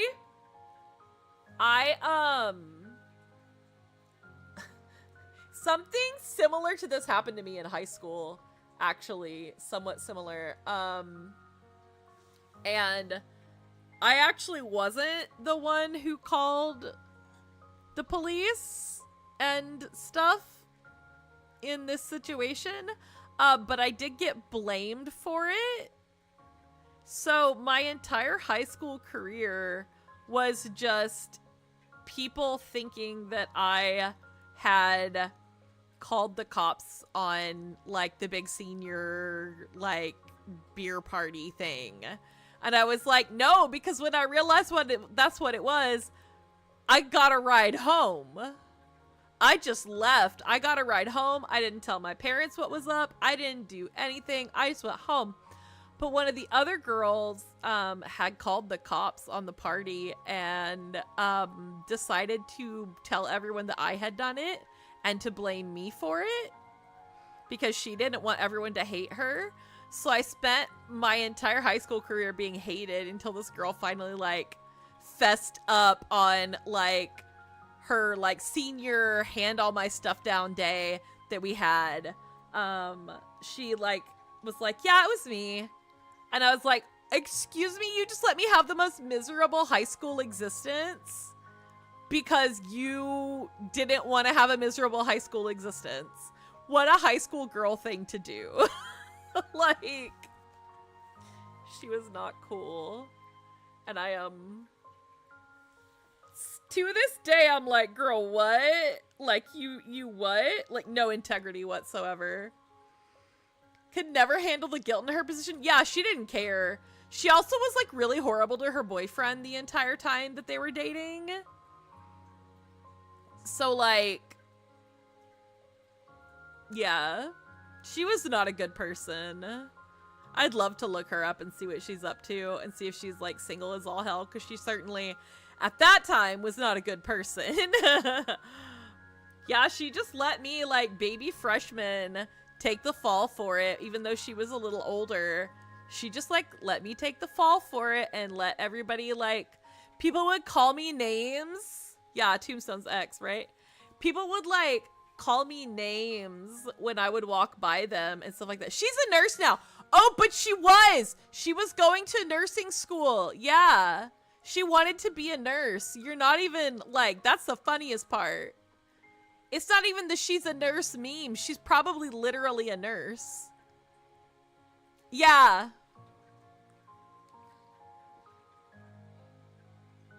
I could go look her up. I could go look her up right now if I really wanted to. But, yeah. Yeah, it was terrible. It was pretty bad. My high school existence was horrible. It was just this never-ending cycle of, like, people not liking me or, like, talking about me behind my back or, like, being out to get me, but then asking me for help the next day kind of a thing because I was smarter than everybody else. That sounds bad. But I was literally like one of the smartest people in the school. And so like everybody would ask me for help with their homework and stuff like that. But then they'd talk shit about me. But I would help them anyway because I was nice. I am a doormat, you guys. Like 100%. I am so like, I will do the nicest things for the people who are meanest to me sometimes. I don't know. It's just that way. It's just that way. I'm a doormat. Flora, it stopped a lot earlier than the end of high school. You called the ambulance for a student that was overdosing. The only ones who hated you were a loud, shitty minority. The vast majority of people are much more reasonable, even as teens. Some might have resented you for a while, but most probably agreed with you from the start. And anyone with a brain would have forgiven you long, long before graduation. If I'm wrong, I'm sure you'd know. Tombstone? Yeah? Fuck you! Oh! Damn! Sorry. I'm really glad you don't scare away so easily. Jeez, these two. I'm sorry, Tombstone. This is another embarrassing one, but my curiosity has grown far too large to ignore it any longer. No, stop it with the warnings. My heart starts beating faster every time. Anxiety, dude. It's called anxiety. Sorry, I'll just ask ASAP then. What do you look like? Send a pic to make it simple. Whoa, okay. We can skip it if that's too much. No, it's fine actually. But before I answer, I'm gonna ask you the same question after this. So, I'll send a picture if you agree to send one too. Yes! In all caps. Girl, what? You're thirsty. Girl, thirsty! She's so thirsty! Flora, no! Agreed. The agreement has been made. Okay, let me take one real quick and send it from my phone. Okay, I'm super excited now. There he is. Oh, he's kind of cute. Got pretty eyes. You are a good-looking dude. Pretty sure I'm just average, but thanks. Above average, you flirt, Flora. Hajansome one. Hugga-b-b. Cute. Causing me to make typos. Okay, if you say so. I do. Now show me how cute you are, too. Aww. Okay, I'm nervous as heck now, but it was so worth it. I also say I'm just average at best, so don't be too disappointed. No chance. Just let me get my phone. I'll take one like that as well. Ah, she is cute. You are cute. Sorry, that was way too intense. That was a lot more intense than what she did, actually, so you're good, man. I meant to say, you are cute with a smiley face. OMG, chill out XD. Was that your actual reaction? Yes. Yes. Aww. In the end, it seems like our meeting was inevitable after all. Tombstone? Hi, Flora. I can't take it anymore. Uh-oh. Question mark. What's wrong? Keys? Key smash. I just really need to hug you. What? Don't scare me like that. Sorry, but I'm serious about this. Wait, like, for real? Yes, I am actually serious. Is she left-handed? Hold on, her mouse is on the left. Is she left-handed? Crazy. Love it. So shush, stop typing for a second. I want to explain a bit. Left-hander spotted, right? I've come to realize that to me, a hug is like a way of directly sharing emotions with people. And the stress of negative emotions that you share can be dissipated with positive emotions from the other person. When I hug my parents, I can't share all my negative emotions. I even have to put in effort to hide them. They still give me positive emotions, like love and affection, so it still helps. But they can't target the negative emotions I hide with anything specific, like sympathy or reassurance, so they just fester inside me like they always have. I think if I hugged you, someone I've already shared all those emotions with and have no reason to hide from, it would feel a lot better. Key smash again. So cute. Sorry, I have no clue if that made any sense. Just answer my question for the day. Will you meet up with me in real life? Oh no. He said yes! He caved. Man caved. The man caved. Yes! Exclamation marks. Jeez, I really want a hug now too. I haven't had enough in my life to get what you're talking about, but you definitely sold me on the idea of it. OMG, stop. It just makes me want to hug you even more when you say stuff like that. Okay, let's set it up then. My question for the day will be, when and where can we meet? Ah, yes, yes. Tomorrow, if you're free in the afternoon. Whoa, okay, that's soon. It should work though. Can you get to the university somehow? Yeah, I have a car. And it's not that far away anyway. Let's meet on campus once my classes are over then. Wow, just making this man go to campus. I'll show you where when I'm there tomorrow morning. I'm gonna hug the crap out of you. That's cute. Now I want a hug. I better get a hug after this. Where's Finn? Finn, I want a hug after this.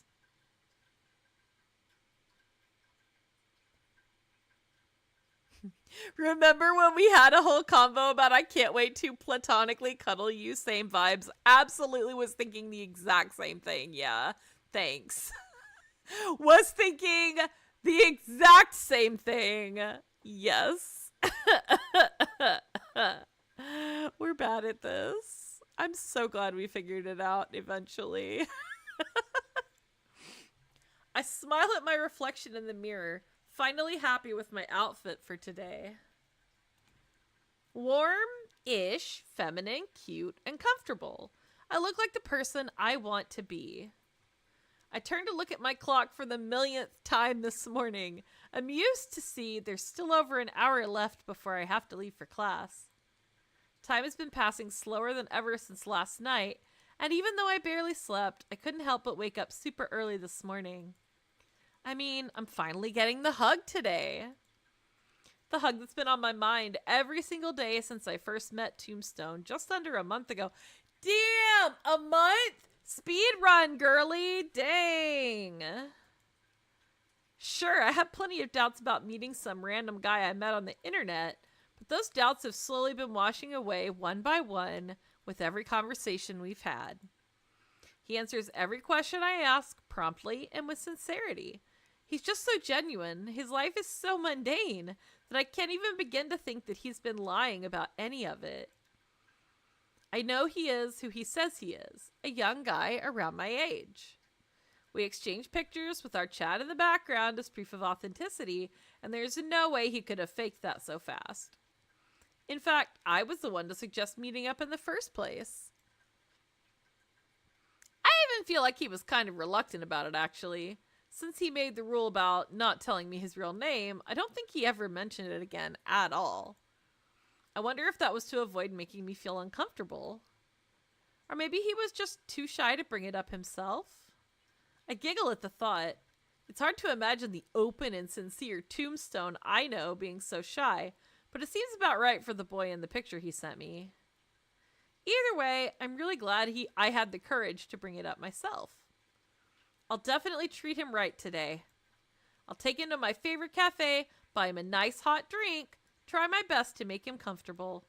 If he really is shy in real life, maybe I'll finally be able to tease him a little too. Girl, be nice. Come on. I grin and slap my cheeks as I realize I'm getting too carried away. Ah, geez, I gotta take it easy. I'm just way too excited about finally having someone I can be myself around. But I'm definitely gonna get that hug.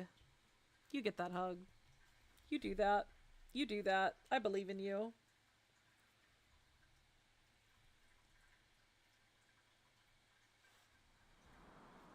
I finally arrive at the meeting spot Flora sent me, an outdoor common area just outside her final class for the day, and sit down on one of the many vacant benches. There are a lot of benches, actually. 1, 2, 3, 4, 5, 6, 7. 7 benches. I'd been cooped up in my room for so long that the short trip over here felt like a huge ordeal. My car's battery was dead. I had to get gas. I had to remember how to drive through traffic. I had to figure out the layout of the campus. And even after all that, I still got here half an hour early. My sense of time is truly fucked up. What is this dramatic music? Oh no. I haven't even met Flora yet, and I already feel wiped out. It's pathetic, but this is the busiest day I've had in probably months at this point. It doesn't help that the whole time I've been dragging myself through all the motions to get here, closer and closer to the moment I meet her. The tight knot of anxiety in my chest has only been growing tighter. I'm pathetic, using a girl that just feels indebted to me, like a painkiller, a temporary distraction from my fate, just to inevitably drag her down with me in the end. But at this point, I know I'd feel even worse if I cut her off. If I left her alone again, confused and betrayed, wondering what she did wrong, wondering why she wasn't good enough. I think back to the rules I tried to set for myself after the first time I talked to her. That girl has messaged me first every single day since we met. I never broke that rule even once, but she never noticed. She really must be that happy to talk to me every day. The one about friends, though, I totally broke it. We're definitely friends now, and I never once pushed for her to find other friends after she told me how that went for her in the past. And the other 2 rules I'm breaking right now. I'm meeting up with her, and I'm going to tell her my name. I've already broken 3 out of 4 rules. I've already messed up. The damage is already done. I have to take responsibility and tell her everything today. I've agonized over it for so long that I'm completely sure there's no better way out. But the sense of relief I feel when I think about it terrifies me. I can't resist Flora, can I? She's cute, kind, caring, and shares a ton of my interests. She's so genuine. I can't help but feel like she's the only real human being on Earth. Even before, I've never had a friend I could be so open with, or a friend who would be so open with me. She's become the one and only source of fresh air in my life, and she even wants to meet up with me just to give me a hug. So, aren't I just kidding myself that this is for the best? Just giving myself an excuse to be selfish about this? Wouldn't it be better to just ghost her? After all, don't ghost her, I swear to God. Don't do it. No matter how I think of it, I can't stand the idea. And it makes me hate myself even more. I fight the sudden, intense urge to hurt myself. Shut up. Shut up. Shut up. Shut the fuck up. You're already here, Alex. You've already decided what you're going to do. You're going to hug Flora, spend some time with her, and confess everything when the right moment comes up. Then you're going to accept the outcome, whatever it is, and try your absolute best to make her happy, whatever that means you have to do. The guilt doesn't really go away, but my renewed conviction calms me down a bit.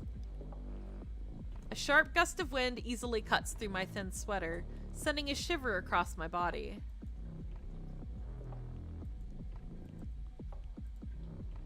It seemed adequate for the cool autumn air earlier, but it's not nearly enough now that I've stopped moving. I guess sitting and stewing in my thoughts out in the cold for so long is just part of my punishment for becoming such a useless shut-in. You were doing so well! Oh my god, she just shouted tombstone from across the yard. I suddenly hear a name that I recognize from a voice that I don't, and confusion washes away my thoughts. You're early! Reality finally kicks in as I look up to see a very happy-looking girl running at me from a group of students leaving their class. I stand up to greet her, but before I can even say a word, she's already upon me. Aww! And I'm being hugged. Aww, cute! Cute! She pulls herself in tight, burying her face in my chest as she latches on, and her sudden embrace nearly takes my breath away. My mind's suddenly a soupy mess. It takes a few seconds before I remember to wrap my own arms around her as well. Aww, cute. She gives a sound of approval and another tight squeeze as I do, pressing herself even further against my body. Girl got it bad though! And then she just stays like that. Her persistent embrace just keeps dragging on, and any doubts I had left fade away as her sincerity becomes undeniable. I start to notice all the pleasant sensations I'm experiencing instead, and they quickly move to the forefront of my mind. Her arms wrapped snugly around my back, her comforting body heat mixing in with mine. You're in like layers, and she's in like a sweater. You weak. You're weak. You're cold and weak. I'm just kidding. I'm just kidding. Her fragrant hair tickling at my neck. Her warm breath blowing through my shirt. Her soft chest pressed against my ribs. All the dots. I've never felt so close to someone before. So completely and utterly accepted like this. It's always felt like something that I wasn't allowed to have. Something that no one would ever truly be able to trust me with. My previous experiences cemented that thought in my mind, and my current situation made me give up on it entirely. But this girl is just not letting go. We met for the first time in person mere seconds ago, and she already trusts me enough to embrace me like this. I think you worked on that for a month, though. I think you did that. I think you did some work. You did some heavy lifting on that front. It's starting to make me feel like I'm gonna melt away in her arms. I try to let go and create a natural end to the hug, but she just squeezes even more tightly than before, giving me no choice but to wrap my arms back around her once again. Well, you're stuck now. You will be in this hug until the day you die, sir. You're gonna be here for like 80 years hugging this girl, and that's fine. This is not just acceptance or trust, it's longing. I'm what Flora longs for. I've never felt anything like that before. I don't even know how to describe it. I think I'm about to start crying. Okay.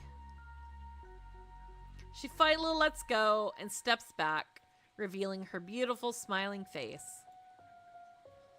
My appetite is sated, for now. The cold air bites at my body where hers warmed mine, and I feel like I've forgotten how to breathe. I'm stunned. It's hard to believe that this is the same lonely girl I met in an empty chat room just under a month ago. I rack my mind for something, anything to say before the moment drags on for too long. You're shorter than I thought you'd be. A look of playful offense flashes across her face as I wince in regret, but somehow her smile doesn't go anywhere. And you're taller. I felt like I was hugging a tree. She's so cute, I just want to hug her again.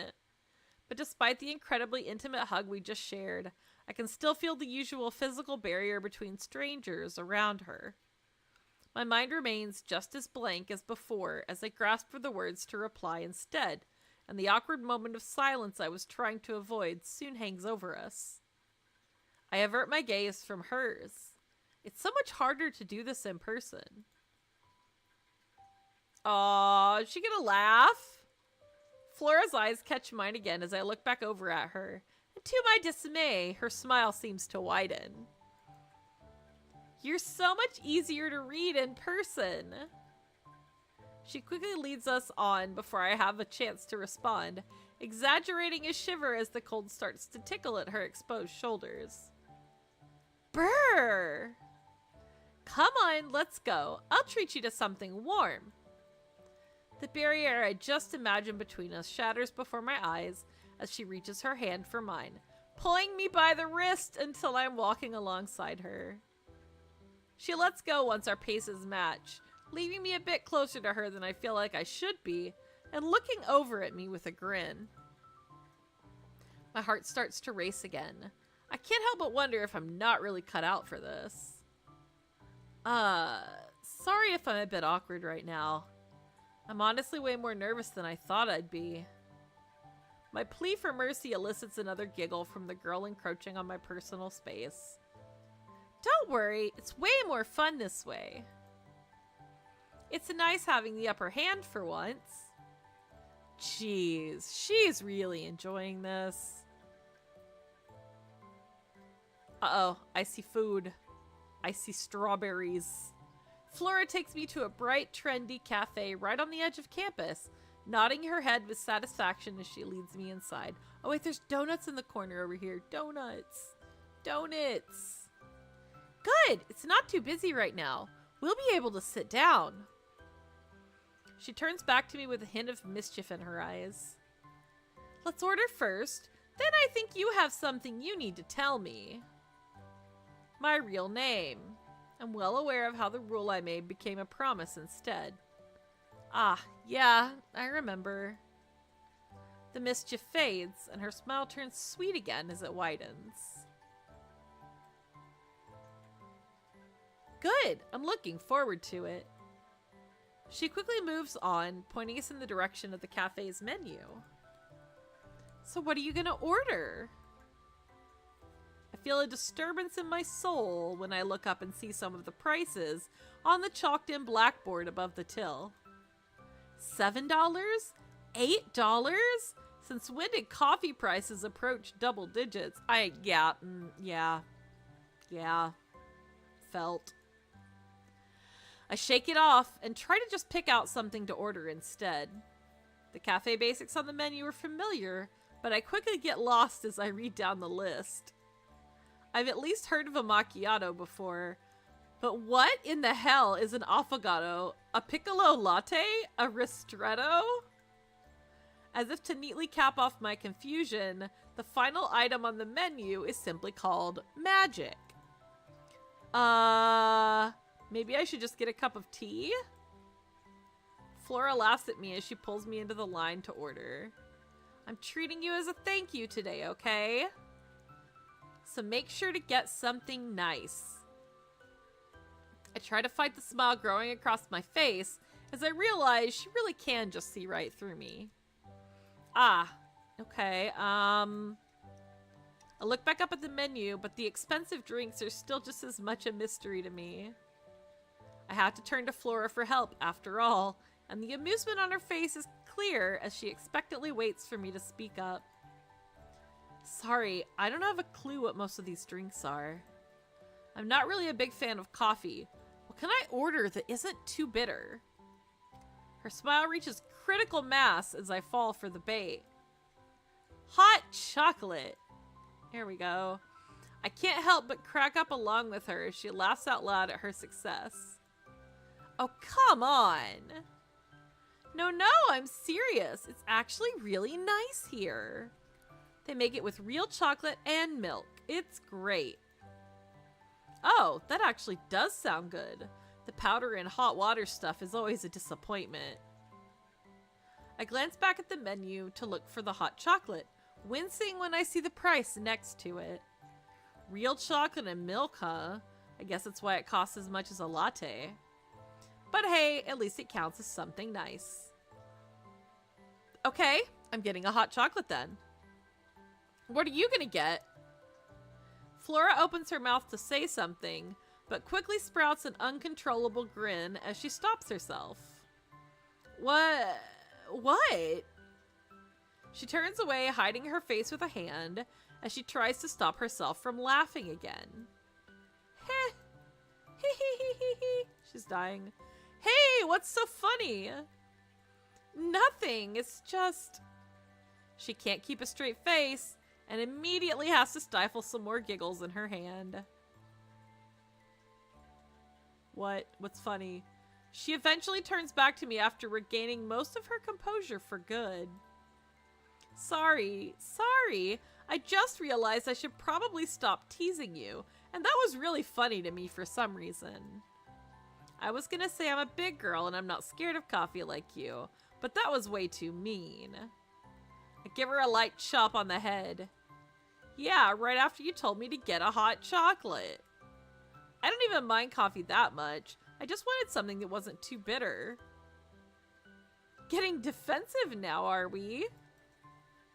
Okay, now she's just asking for it.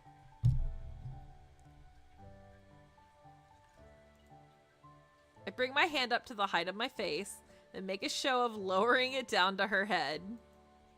Big girl, huh? What's such a big girl doing all the way down here? The mischievous grin on her face just seems to grow even wider, so I start ruffling her hair. Hey, stop it! Sorry, I'm sorry. Next, please. The sound of the cashier calling out to us snaps me back to reality, and I hastily take my hand off Flora's head as I look up. The cashier is watching us with a slight grin of amusement on her face, the empty space between us and the till embarrassingly large. I feel myself flush a warm red as we start the walk of shame over to her, and a glance around the cafe confirms my sudden suspicion that some of the patrons are staring as well. What can I get for you two today? I try to pretend like the ceiling is the most interesting thing I've ever seen. I want to hide behind Flora, but the big girl isn't nearly big enough for that. We'll just get a vanilla chai latte and a hot chocolate, both with regular milk. Thankfully, she seems mostly unfazed, ordering for both of us without a problem. I'm relieved that she's finally taking some mercy on me. Okay, that'll be $13.65. The broke soul inside me cries out for one last time as I look down to see Flora handing the cashier $15 whole. You can just keep the change. Wait, was that a waver in her voice? The cashier smiles as she hands over the receipt. Thank you, your order will be ready in just a couple minutes at the counter to your left. Enjoy the rest of your date. Hey, they just got called out, yo. A date? Oh no. Oh no. Oops. Is it a friend date quotation marks? It's a friend date quotation marks.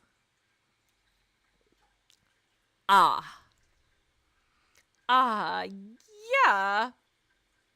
Neither of us have the courage to correct her as we move over to the waiting area. Another awkward silence threatens to fall over us for a moment, until Flora suddenly slaps both her cheeks. Before I know it, her smile is back like it never even left. It was worth it! She makes a blade with her fingers and starts poking me in the ribs as she talks.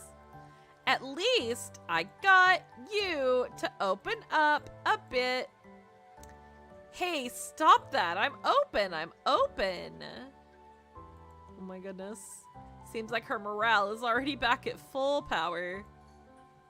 Hey, it just matters how we feel, right? It's silly to be so embarrassed over something like this. I shake off the rest of my own embarrassment at her words. Yeah, you're right. It's just something that we're both not really used to yet. Order up. I grab our drinks from the counter and Flora leads me over to a table for two. She immediately looks across at me after we sit down, ignoring the latte I placed in front of her. So, can we finally share our real names now? Should have put on the coffee cup. That would have been cute, but no, it's fine. For the first time since our hug, a pang of real anxiety shoots through my body. I lift my cup for a sip as I reply in an attempt to mask it. Yeah, I'm Alex. What? No way! I'm Alex too! I almost choke and spill my hot chocolate as she exclaims her name excitedly. Really? Yeah, must be something like destiny, right? I'm completely dumbfounded. Is this girl actually for real right now? Or maybe just a couple sets of unoriginal parents? gotta be that too, I guess. Alex tries her best to take a sip of her latte, but her lips can't make it to the rim as they gravitate toward the shape of a smile. I can't help but laugh at the sight. Come on, are you serious? You look like you're about to crack up any moment now. The guilty-looking girl tries her best to wipe her face clean of emotion, but traces of a smile still shine through. I'm serious. I'm just happy about the coincidence. She pulls her bag up to the table and starts rummaging through it. I'll prove it to you right now. She quickly finds her wallet, then slips out a plastic ID card and places it down in front of me. Here. It really says her name is Alex. Huh.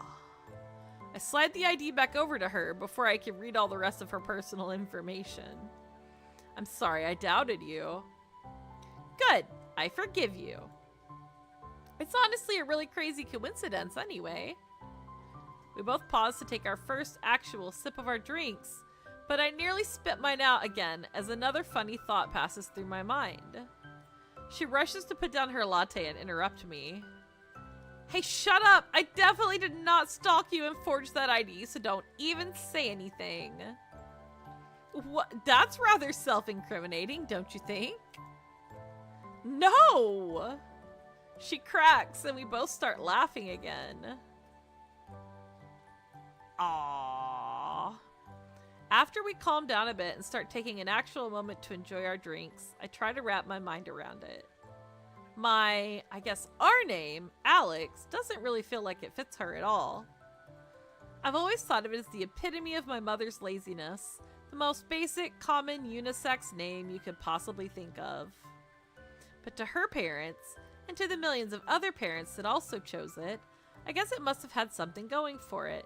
Surely it wouldn't be so common otherwise. I catch the observant gaze of the girl in question as she lowers her cup, and she beams at me from across the table. What are you thinking so deeply about over there, Alex? Just how weird it's going to be to start calling you Alex. Alex? Ugh, that feels so wrong. Flora fits you so much better. Hee hee. Of course it does. I chose it myself, you know. Although, it is just a simple nickname to go by on the internet. Simple nickname or not, it's the name I met you with and know you by. Would you mind if I actually just kept calling you Flora, even in person? She tries to put on an exaggerated expression of thought as she thinks it over, but the smile is still impossible to wipe off her face. Ah! A finger is dramatically pointed in my direction, and I brace myself for some kind of rude accusation. Your nickname sucks.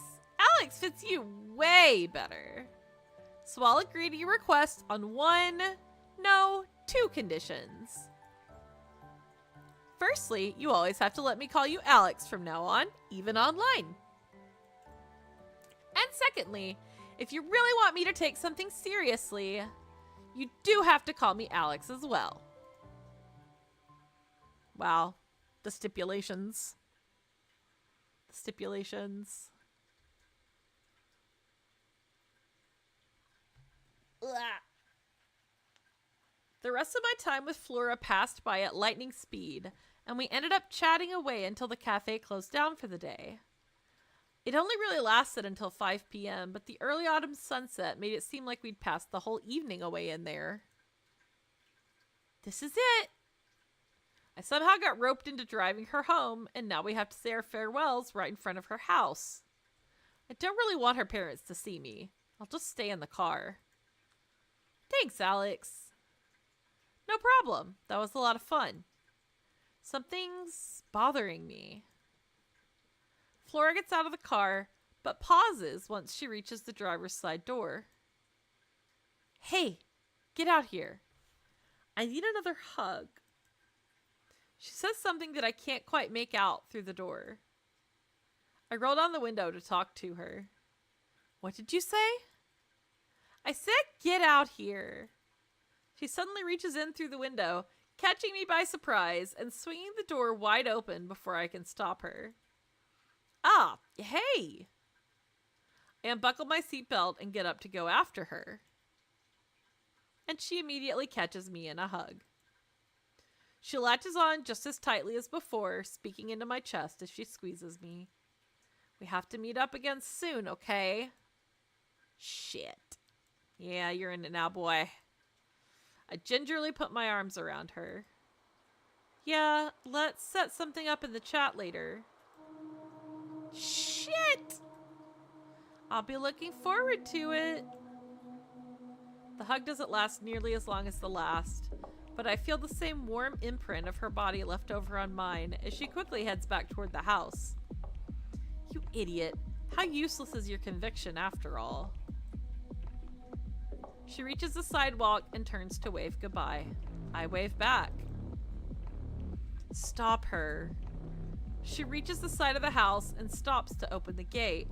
It shuts behind her. Say something. I hear the back door to her house swing open.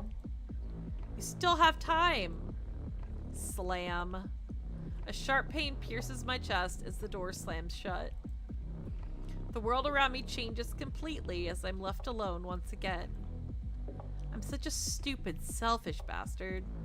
I didn't tell her the one thing, the only thing, that I absolutely needed to make sure she knew. I got swept away in the moment and completely forgot about it. And even though I remembered while I still had time, after seeing her so happy, I couldn't bring myself to say anything. I stew in a deep pit of self-hatred as I get back in my car. I'll give myself one more chance. If I can't come clean with her the next time we meet, it's over. Completely over. Dang! Oh, that's the end of the demo! Oh, it was good! What a cute story!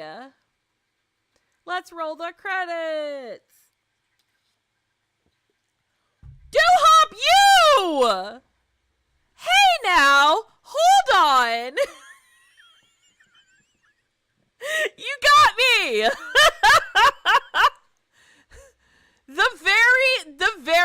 The dev of all time in my chat. This is better than when the dev for a Placid Plastic Duck Simulator came in my chat and asked me why my name was Armpit. It's better. Yes, my name means armpit. Yes, it's a long story.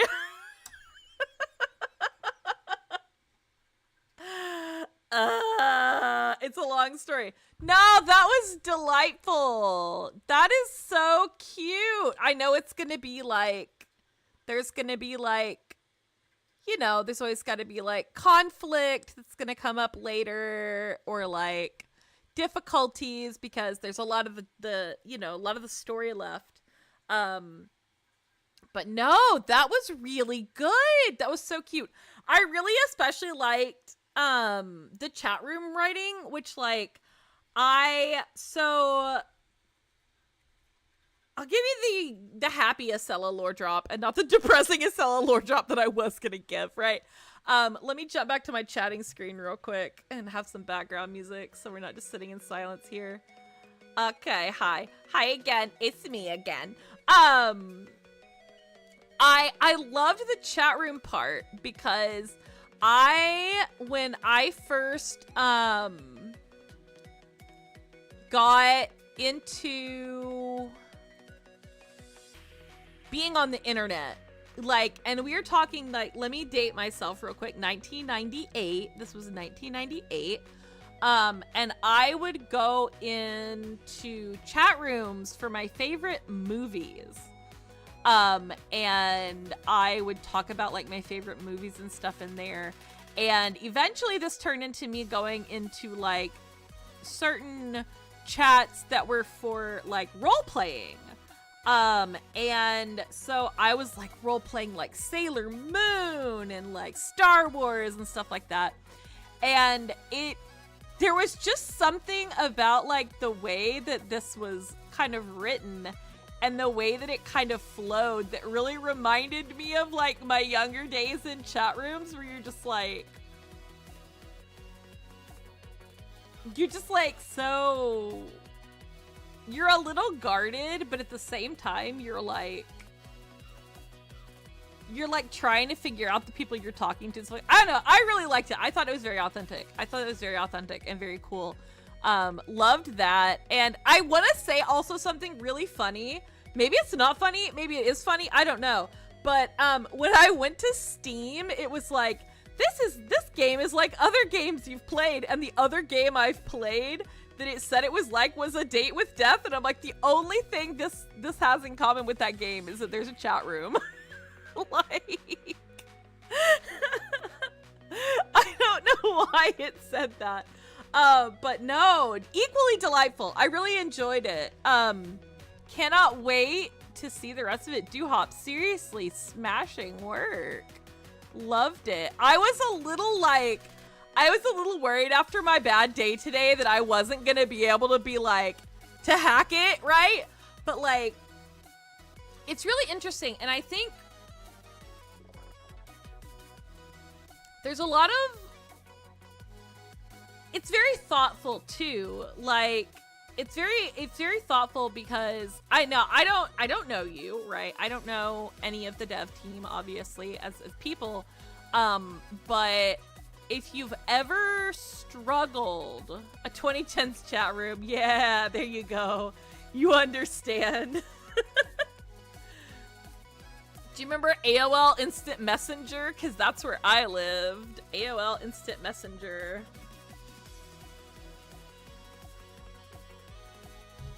I was an AIM babe. That was before your time. I'm sorry. I'm old. I'm 4,000 years old, okay? This makes me feel young again. No, but anyway, you know, I think another thing that I really enjoy about it is that, like, even though for like Skype, yeah, okay, same, yeah, Skype, I get you. See, it all runs together for me because now I'm just like, what did we do before Discord? I totally forgot we did Skype before Discord, and before Skype we did AOL Instant Messenger, probably. I don't know. Oh, TeamSpeak, let's freaking go. God, when I was in college, I had to use TeamSpeak all the time because I played Final Fantasy 11, and they would wake me up at like, and Ventrilo, yeah, Ventrilo and TeamSpeak, because they would wake me up at like 2, 3 in the morning sometimes to like go fight dragons and stuff that had popped, and I was just like, fuck. I'm tired. I don't want to do this, but I would get up and do it anyway. Yeah, TeamSpeak and Ventrilo. Holy crap, that takes me so far back. Ventrilo takes me way too far back. I can't accept this. But yeah, I was gonna say, like, there's something really interesting to me about this in how authentically it also, like, portrays different types of something that I think society tries to lump together into like one monolithic thing, right? Which is like having poor mental health, right? People want to be like, it's all depression, or it's all like just one thing, but it's not. There's lots of different things. So if you don't want to hear the deep mental health Ascella lore, turn away now, turn the stream off, go away, do not listen, cover your ears, right? But I was diagnosed with bipolar disorder in what year? Hold on, let me think.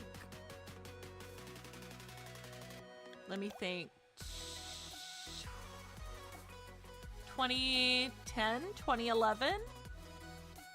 And it was so evident that I had it and not been treated for it since childhood. And like, it's kind of a misunderstood disorder in children because a lot of the symptoms of bipolar disorder, especially in like teens and tweens, it's hard to tell if it is one thing or something else, right? So I basically was undiagnosed and therefore untreated for, you know, most of my life up till that point, right? And when I went to college, I got on some like, what medication was it? Lamictal, maybe? I don't know, but I got on medication for social anxiety and just anxiety in general, and depression because of some stuff that had gone down with me in college. And it, like, y'all, it did nothing, right? But what it did do to me, and this is why this story is very emotional for me, I'm gonna cry again. Oh, shit. Okay. Hold on. We're not crying. We're not doing it. We're not doing it. We are stronger than this. No, we're not. No, I'm such a crier. Please, if you've never been here before, now you know I am a crier. Anybody who's been here a long time knows I'm a crier, but like also, I cry over like ensemble stars. Y'all, I cry over like everything. But anyway, there's something about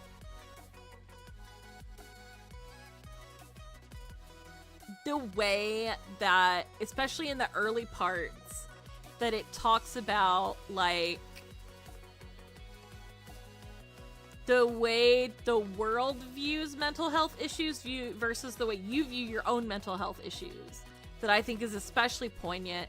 And like, I am a person who, fortunately, I am very much helped by medication.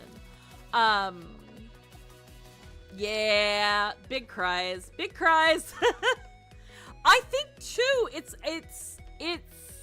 a story that a certain type of person is going to be drawn to as well. I don't think it's a story that like somebody's going to go into half-assed, right? Where they're just like, I'll play whatever this game is. Like, I would hope nobody goes into it that way, right? Unless they have an open mind at the same time, right? But anyway, there's a lot to be said about me being very fortunate that medication helped me a lot, right? Like, I am on medications. I am on not a small number of medications, in my personal opinion. And I take vitamins and stuff like that too to help. Like, I am, oh my god, I take the meds and the vitamins and stuff like that, and it does help me. And I'm very, very fortunate that I got really lucky with my medication. I call it medication roulette. That I got lucky with my medication roulette and eventually found something that worked for me, because when I first got diagnosed, I was taking a medication that did not do anything for me except give me horrible side effects and make me sweaty all the time. Which, by the way, disgusting. Not recommended. 0 out of 10. Would never take that medication again. It made me also eat in my sleep. I would sleepwalk to food and eat it. I would like sleepwalk to the kitchen and eat and then wake up. Like, it was crazy. Yeah, they literally do have to guess. And it's not through any fault of the doctors in my case, right? It's because I personally was not being open with my doctor, right? And this is something I always tell people when they're like, I'm gonna go see a doctor about my mental health and they may give me medication. What do I do? I'm like, oh god, yeah, I have bipolar disorder, I have ADHD, and I have anxiety that's caused by the ADHD and one of my medications that is also medicated. So like, yeah, it's crazy. We're wilding up in here. But you know, my situation was that I did not, how do I put this? Mm. I guess the best way to put it is, because of how bad I felt, I didn't realize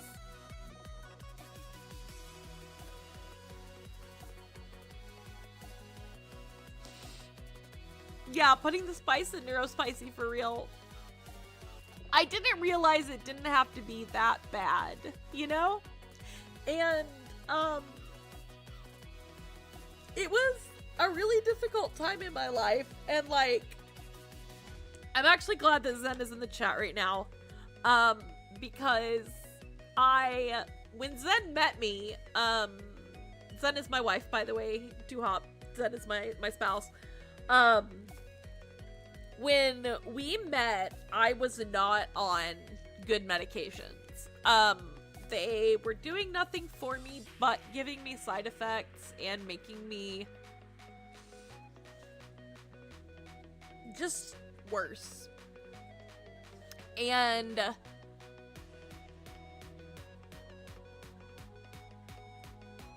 I got really lucky that I was able to find someone that made me want to be better. And I think that's why this story really gets me, because, like, you know, it's not like you always get lucky like that. Like, you find somebody that just makes you want to be better, and made me want to go to my doctor and say, you know what, bitch, this ain't working. None of this shit is working. Here are all of my symptoms that are still going on. Here is how I feel every day. Here is how sad I am. Here is how angry I am. Here is how unable to do anything I feel at all times. And,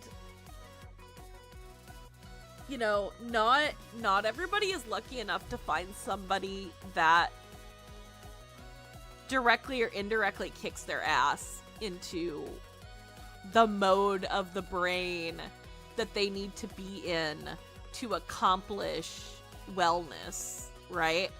Like, a lot of people do just suffer or needlessly, very needlessly. And if anybody is watching this and you don't know me, you don't have to know me, but it does get better. It can get better. And I will say, like, one bad doctor or one bad medication is not the end. You know, there's always hope. There's no reason to settle, in my opinion. And I can only say this because I have lived to be 4,000 years old despite all odds. Because a lot of people with what I have do not make it this far, guys. You know, like, I'm incredibly grateful that I have made it this far. And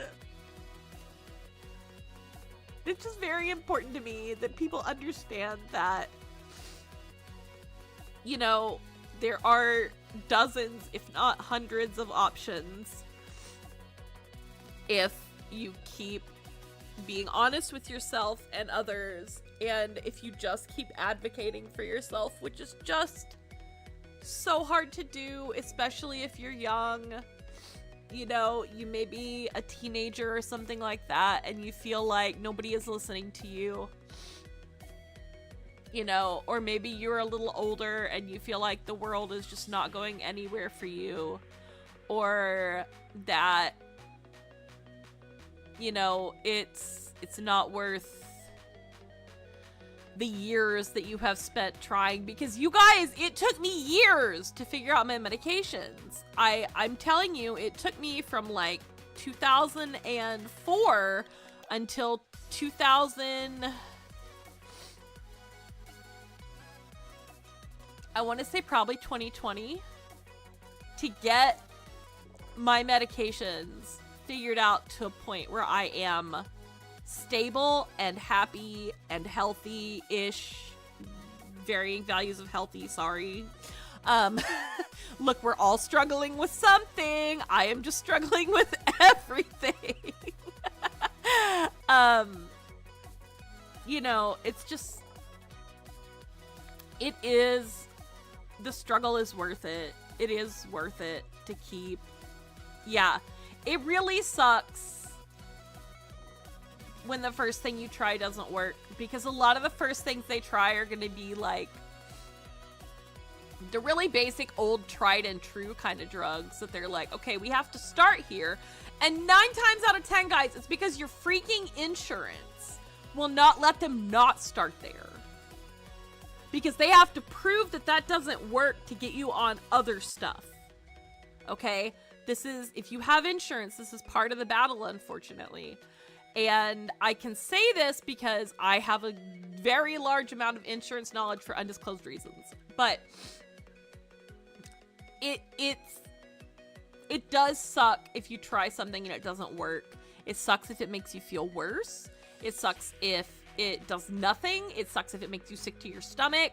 It sucks if it makes you feel like you are going completely loony and your brain is trying to hop out of your skull. You know, it's really scary and horrible. I took one time when we were really trying to figure my stuff out around 2017, 2018. When I was doing a big medication overhaul, because I was like, the drugs I have been on for most of my life have done nothing. I've been on them for 10 years and they just seriously, they don't do anything. Why am I suffering like this, right? One of the ones that my doctor put me on, I had such a horrible reaction to it that I could not feel my limbs. I could not feel my arms and my legs.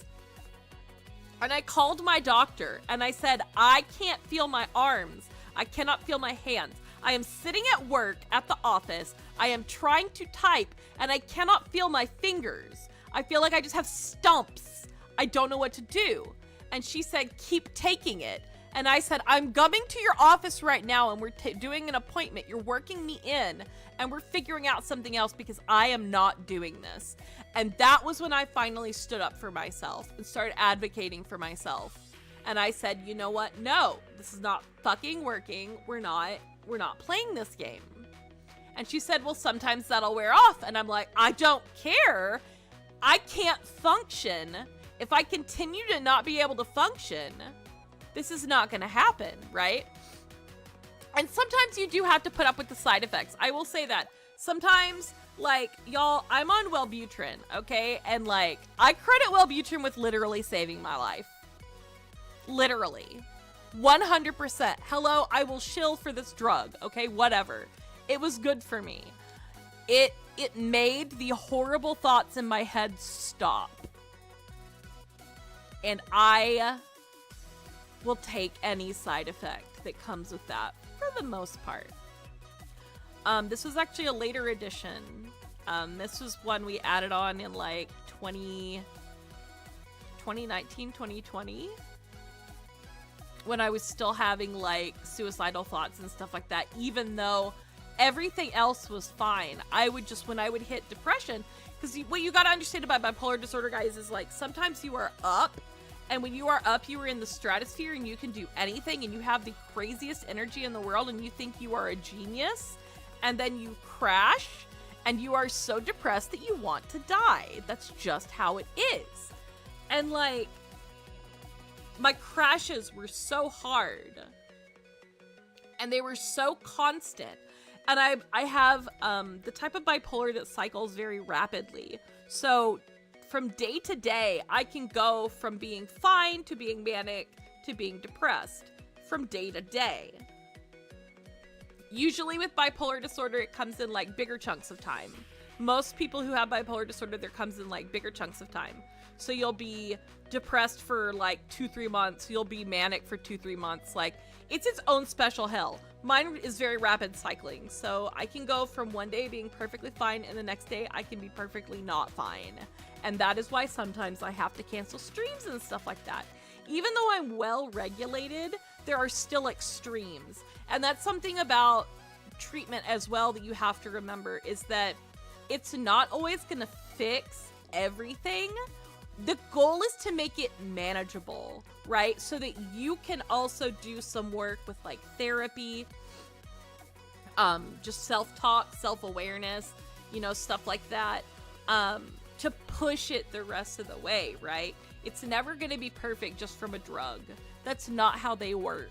And it took me a very long time to accept that about the situation, right?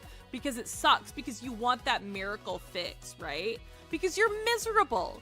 You don't want to be miserable. Nobody wants to like sit there and hate themselves all the time. That's not fun.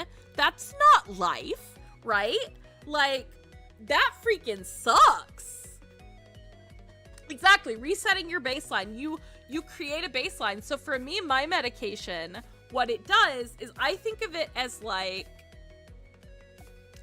on a graph where there's like hills and there's like peaks and valleys to this graph, right? But there's that center baseline.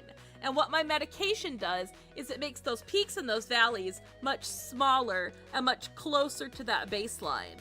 I still have that threshold, that area between the peaks and the valleys, right, that I have to work on and do myself and figure out myself. And sometimes I have to be like, damn, I just need a hug, or like, I need a good cry, or like, I need to read some really depressing fan fiction or something, like, to get this feeling out of my corporeal form, right? Or I will, God forbid I go manic, because I hate mania more than anything. Like, mania is its own very special, very horrific hell. Mania is much scarier for me because the crash is extreme. And when I'm manic, I am very impulsive and I make very poor decisions. I say very stupid things. I get very easily overwhelmed. I am creative as all hell, which is something a lot of people with mania actually like. And that's why they feel like when they take medication for it that it like stifles them or makes them like less creative or like kind of like a zombie sometimes.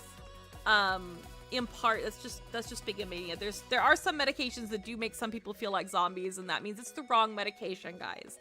But yeah, I don't know. Mania sucks. Don't have mania. That's all I have to say about it. Do yourself a favor. No. But seriously, if you have mania, please go to the doctor, because I probably should not have survived my 20s. The amount of idiotic things I did in my 20s instead of living a sane life, like, it was not pretty. Don't be me. But I got on Wellbutrin a few years back, and it literally stopped the worst thoughts. And unfortunately, it also has a side effect of anxiety. And because of my combination of things in my brain, my anxiety manifests as anger sometimes, and irritability. So that was another thing I really enjoyed about the game. I'm sorry, I'm still talking about the game, I promise. Another thing I really enjoyed about it was the characters, like, not enjoyed is probably the wrong word, but like that like self-hatred and self-loathing when you do not meet your own expectations, and how angry that can make you.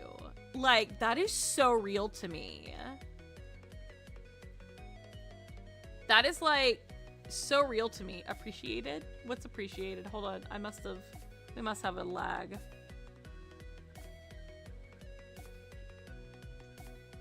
Oh, appreciated rather than enjoyed. I got it. Sorry, I'm slow. I'm slow to catch up sometimes with the chat. There's that little time delay. Yes, I got it now. Sorry. But I really appreciated that, like, it being portrayed like that, because I think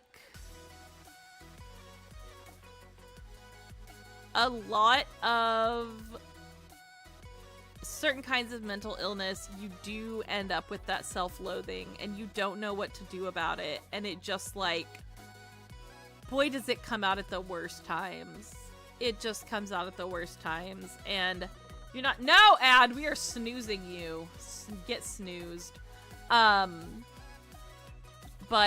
yeah, it's like,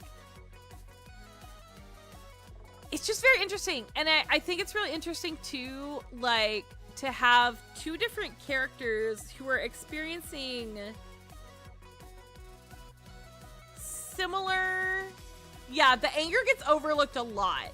And some of it is internal anger at yourself, and some of it is anger at the world, and some of it is like, But, like, I think one of the things that I was thinking about the other day, too, because some people were, I was reading an article about the so-called, male loneliness epidemic, and kind of how, like, people will conflate things like mental illness, things that are obviously mental illness, like anger issues, that come from anxiety and, other kinds of things like that, you know, that people put that in the same category as, like, well, that's just a dude thing. And I'm like, it's absolutely not. Like, I'm non-binary, but I do have the anger, right? And, like, you don't usually see it portrayed in a sympathetic light. If it is portrayed at all, it's usually in, like, a villain or someone who is toxic towards a main character, for example. Or, like, that route that I will never play in an otome game. Right? But it's just— this is just such a thoughtful game. And, like, I think it's just really— and it's told in a fun way, right? Like, you get caught up— oh yeah, it's definitely not— it's not a gender thing, but some people want to tack it up to it being a gender thing, right? Exactly. Yeah, you've got it. We're on the same page. But I feel like the way that this game, like, gives you kind of, like, almost this whiplash between, like everything is going fine and then everything is horrible in that character's mind for a second, right? Like, that's so real too. Because everything can be totally fine, and then one little fucking stupid thing sets you off. Like, whether it's make you angry, make you cry, make you, you know, have bad thoughts that you don't want in your brain, right? That you acknowledge. And that's the thing too, is that you can acknowledge that they're not logical, and that in my parlance, when I'm talking about it about myself, I'm like, I know these thoughts aren't real, is what I usually say, which is not exactly correct, but that's the way I have to describe it to myself, right? Is that I know that these thoughts are not how I really feel, right? That's not how I really look at the world. I don't really look at the world as I don't want to be in it anymore. Well, okay, sometimes lately, but that's neither here nor there. Anyway, but, like, I don't look at the world as, like, the world will be really better off without me. Like, I know that's not true, right? I know, like, categorically that is false. and that the world is a better place because I am in it. Nice key smash, thank you. True to the spirit of the game, thank you.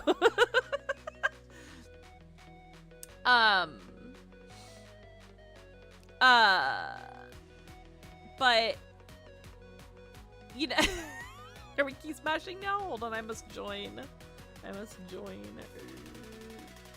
Key smash.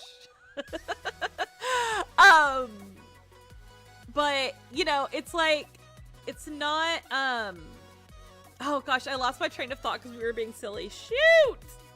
No! Anyway, just for all the emotionalness that this just put me through, really just love the authenticity of it. And I really hope that, you know, when the full game comes out, and I'm very excited to see, it's part of the Visual Novel Fest, right? I think that's what it said on my key mailer. I think that's what I put. It's part of the Visual Novel Fest, the demo is.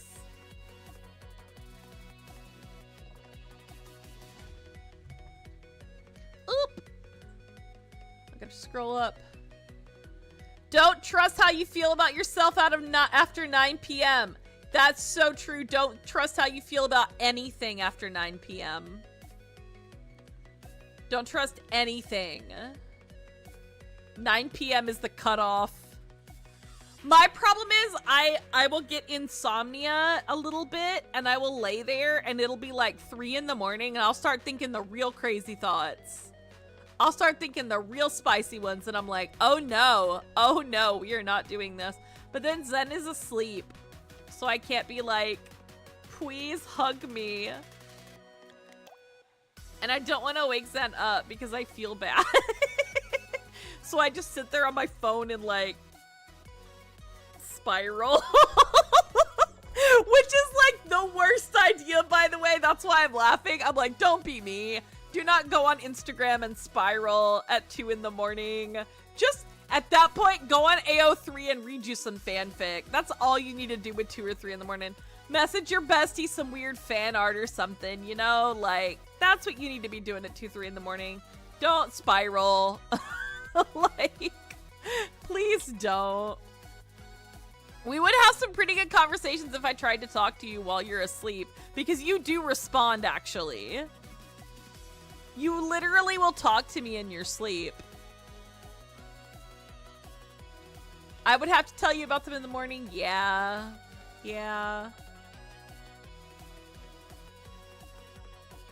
Yeah, that's true. Anyway, I just want everybody to know that my personal take on this is a wonderful story. I cannot wait to see the full thing. I actually want to check out your other game. How long is the other game? I know this one, it said it was supposed to be like an hour and a half worth of demo, but like an hour and a half for me is like 2.5 because I'm reading it out loud and stuff like that. How long is the other half length of the demo? Okay. Are you okay with people streaming the other game?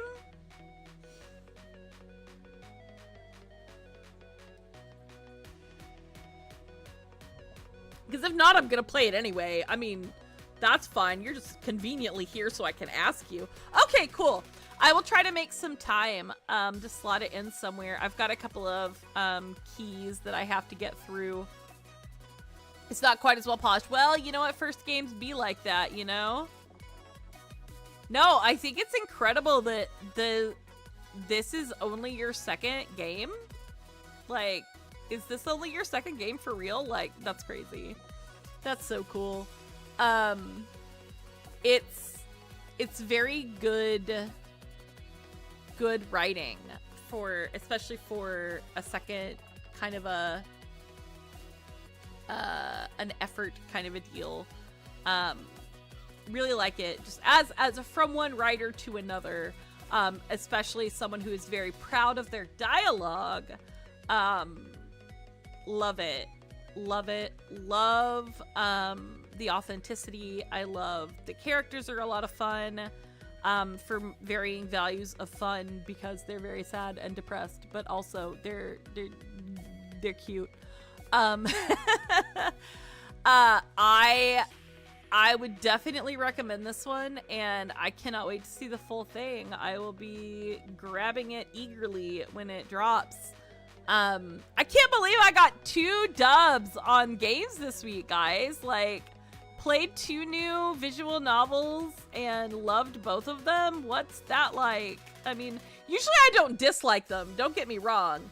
I just don't that often get to branch out into new content. I'm trying to do that a little more lately with my getting away from my usual games to do a little bit more like fresher content. And I just like we have one very much this week with the games. Also, everybody go pick this up. The demo, is the demo? Okay, good. It is in the pinned if you haven't checked it yet on both YouTube and on Twitch. We have the demo and the wish list in the pin. In fact, I'm gonna go add it to my wish list right now because I think I accidentally just clicked the demo. Am I logged in? You're not logged in. Steam, where are you? Steam. Okay. Uh-oh, ad break, sorry. Beep. Store page. Wish list. There it goes, it's on the wish list. Let's go. Alright, I need to add all my games that I played this week to my wish list. No, I really appreciate you, like, reaching out through Keymailer and offering me the opportunity to play your game because I am very new to Keymailer and this was only the 3rd game key I've ever gotten on there. And the other 2 were Otome games. So, like, I'm over here covering the boys kissing me, I guess. I don't know. For the most part. But I absolutely love indie content and indie games. I have a, there is a corporate streamer that I really like his content that plays a lot of indie games. So he has definitely inspired me to want to do more with indie titles and small devs. I have a lot of like small dev group Otome games on my my wish list and my to play backlog that I have already purchased, even because my backlog, the only thing longer that, no, that's not longer than my Steam backlog, is it? My Steam backlog is like 100 games. It's bad, guys. It's bad.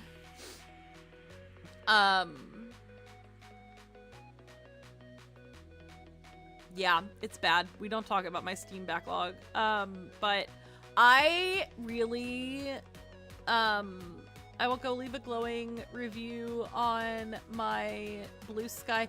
Can you leave reviews on demos on Steam? I've never left a review on Steam before, but I would really like to leave one if I can. Let me go look. Let me hit my button here. Can you leave a review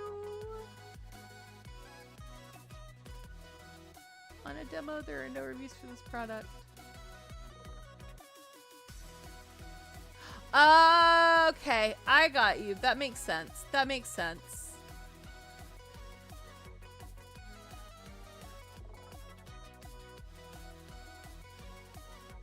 You can do that as a deb, but it's optional.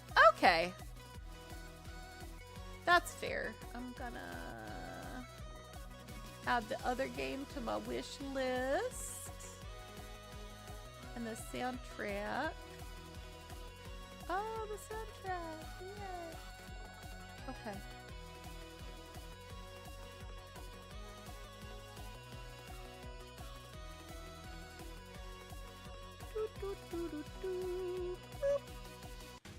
Okay. I don't know which way is better either. That's probably like gotta be up to maybe the like, I don't know. That's probably a really good question, actually.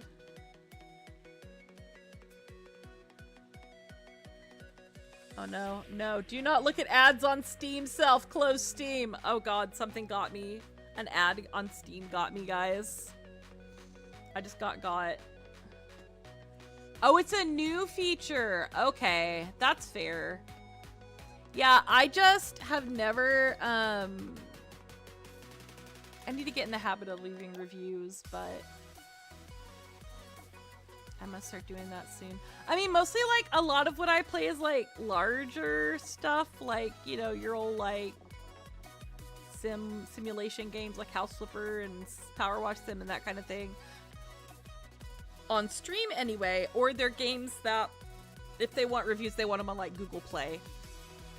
Because I'm a filthy gacha gamer a little bit. Yeah. But as soon as this comes out, I am leaving the world's longest review, so get ready as soon as I can purchase it. Step 1, game comes out. Step 2, I can afford it. Step 3, I will play the absolute fuck out of it. Step 4, I will leave you the biggest review ever. So get ready. Get ready for that big old review. No, I just loved it. I was worried I was gonna be like, I don't know if this is too depressing, but like, no, it was good. Especially with me being as like the day I have had, guys. Honestly, I'm glad I played something that left me with good feelings. So. And thank you for being here, Doohop. Oh my gosh, thank you for dropping by. You do not have to drop by, but that is so cool of you to drop by for me getting to play your cool, awesome, super game. I really, really, really enjoyed it. I did, and I am looking forward to more, even though I know it will probably take my soul and shred it into tiny pieces like shredded chicken on a taco. Yeah, I was gonna say... It's probably gonna destroy me, but that's okay. My review is just I hate Doohop. Like, that's my review, but then it's a thumbs up. Recommended, I hate Doohop.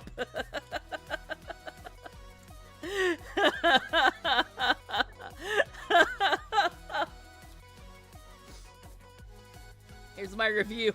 It's already written. Where do I put it? I'm just kidding. No, I like, please understand, I come from the, like, tragic otome game, like, place in the world, right? And I play Ensemble Stars constantly, so, like, boy howdy am I used to just like the most off the wall like stuff being treated as totally fine and not as depressing as it is. So really, what doesn't kill me makes me stronger at this point. Oh god. Yeah, you get it. What doesn't kill me makes me stronger, y'all. Well, that was a good talk. Yeah. I think that's important though, because like, not to get back on the serious topic, but like, I think it's important to treat... I think there is a time and a place for treating serious things not seriously, right? I think that does have a place in the world as like coping, humor, you know, kind of stuff. And things like that, or dealing with things that have to do with trauma and stuff like that, dealing with them in certain ways, you know, that there's always room for that. But there is not enough in my personal, like, book of things that I have experienced of people taking topics like this and kind of taking it head on. And in an authentic manner that is not just like, I am dude McBroson over here, like trying to write about trauma or depression or difficult subjects, and it's actually just some isekai guy with a harem or something like that. You know what I mean?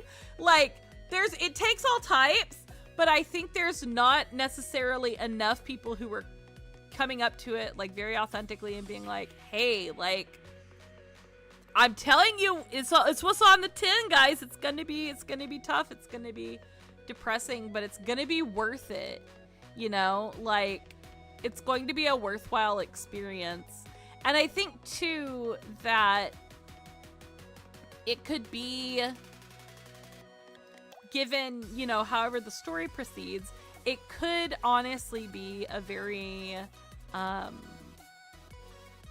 worthwhile thing for people who have not experienced mental illness or have like family members or relatives who deal with this kind of stuff that don't know like what that experience feels like, right? Because I know a lot of like my struggle was my family trying to be like, oh, there's nothing wrong with you, or not understanding what bipolar disorder means, not understanding how depression made it hard for me to work for a time, you know, things like that. And even now, not understanding like that my anxiety makes it hard for me to drive long distances sometimes and things like that. So it's I don't know, it's such a worthwhile thing to do, in my opinion, to tackle this stuff from a place of authenticity and to put it out there in something that is easily digestible for somebody who is, so to speak, like kind of a lay person when it comes to that specific topic. So that's my thinking. I think that I am very excited to see where this goes, even though it is going to crush my soul like a Coke can. But I have accepted this. I accept the challenge accepted. Guess I'll make freaking cry. We'll cry together. All of us together. Yeah. I'm just rambling at this point. I'm sorry. I think the tire just like smacked me upside the head because I have been up since like 8 a.m. and it is 11 p.m. and I have just had one hell of a day. So, oh boy. May next week be kinder. I will be back tomorrow, guys, with Ensemble Stars. I'm gonna message my cohorts when we get out of here because I think we got to make some special arrangements for tomorrow. And I will be back, but we will be back. We'll be back with the ensembling of the stars tomorrow, and then Ace Attorney on Wednesday, and then probably doing Him, the Smile, and Bloom on Friday because I need. What is Friday? I can check the date. That's fine. I can do it on Friday. Okay. And that will probably be Friday because I have a deadline for covering that one. So, yes. So that's all we got. Doo-Hop, thank you again for dropping by, and thank you for your beautiful game. I cannot wait to see the rest of it. Good luck to you finishing it up. I don't know. Do you say good luck to devs or do you say break a leg? What do you say to devs? But you know, just keep being authentic. And yeah, I'm sorry for giving you like the depressies. The depressy over here. Definitely think it will touch many hearts. I will play your game. Exactly. I will play your game. I am committed. It is on the wish list. I have played your demo and you have roped me in. You have dragged me into it. And guys, this is archived. If you're watching on YouTube, this will be archived on the YouTube as well, so you can watch it anytime if you need to go back, want to check it out. And if you guys know anybody out there that you think might be interested in this game, please direct them to the Steam page, or they can watch my a little bit of my VOD too, and like get a feel for it before they try it out, maybe if they need to. So yeah, thank you again for the key. I really appreciate you reaching out. And oh god, am I gonna raid somebody or am I gonna go to bed? How's this gonna work? Oh no, let's find somebody to raid. Hold on. Let's see who's playing things. Everybody's probably playing Monster Hunter still. I bet everybody's playing Monster Hunter. Oh yeah, everybody's playing Monster Hunter. Goodness gracious, everybody's playing Monster Hunter. You guys okay over there? Just playing Monster Hunter? Hunt some monsters, I guess? Y'all, literally everybody's playing Monster Hunter. Okay, I'm gonna raid somebody who is not playing Monster Hunter though. So I am out of here and we will see you guys tomorrow, okay? All right, good night everybody. Bye-bye.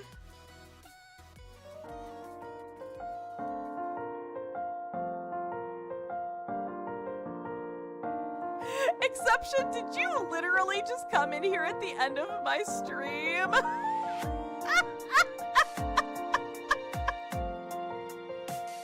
You can't do that, man. Bye, Duhop, thank you again. Oh, you've been waiting half an hour. Oh, did you hear me crying? I'm sorry. I just like trauma dumped on chat. Sorry. All right, we're rating. Bye.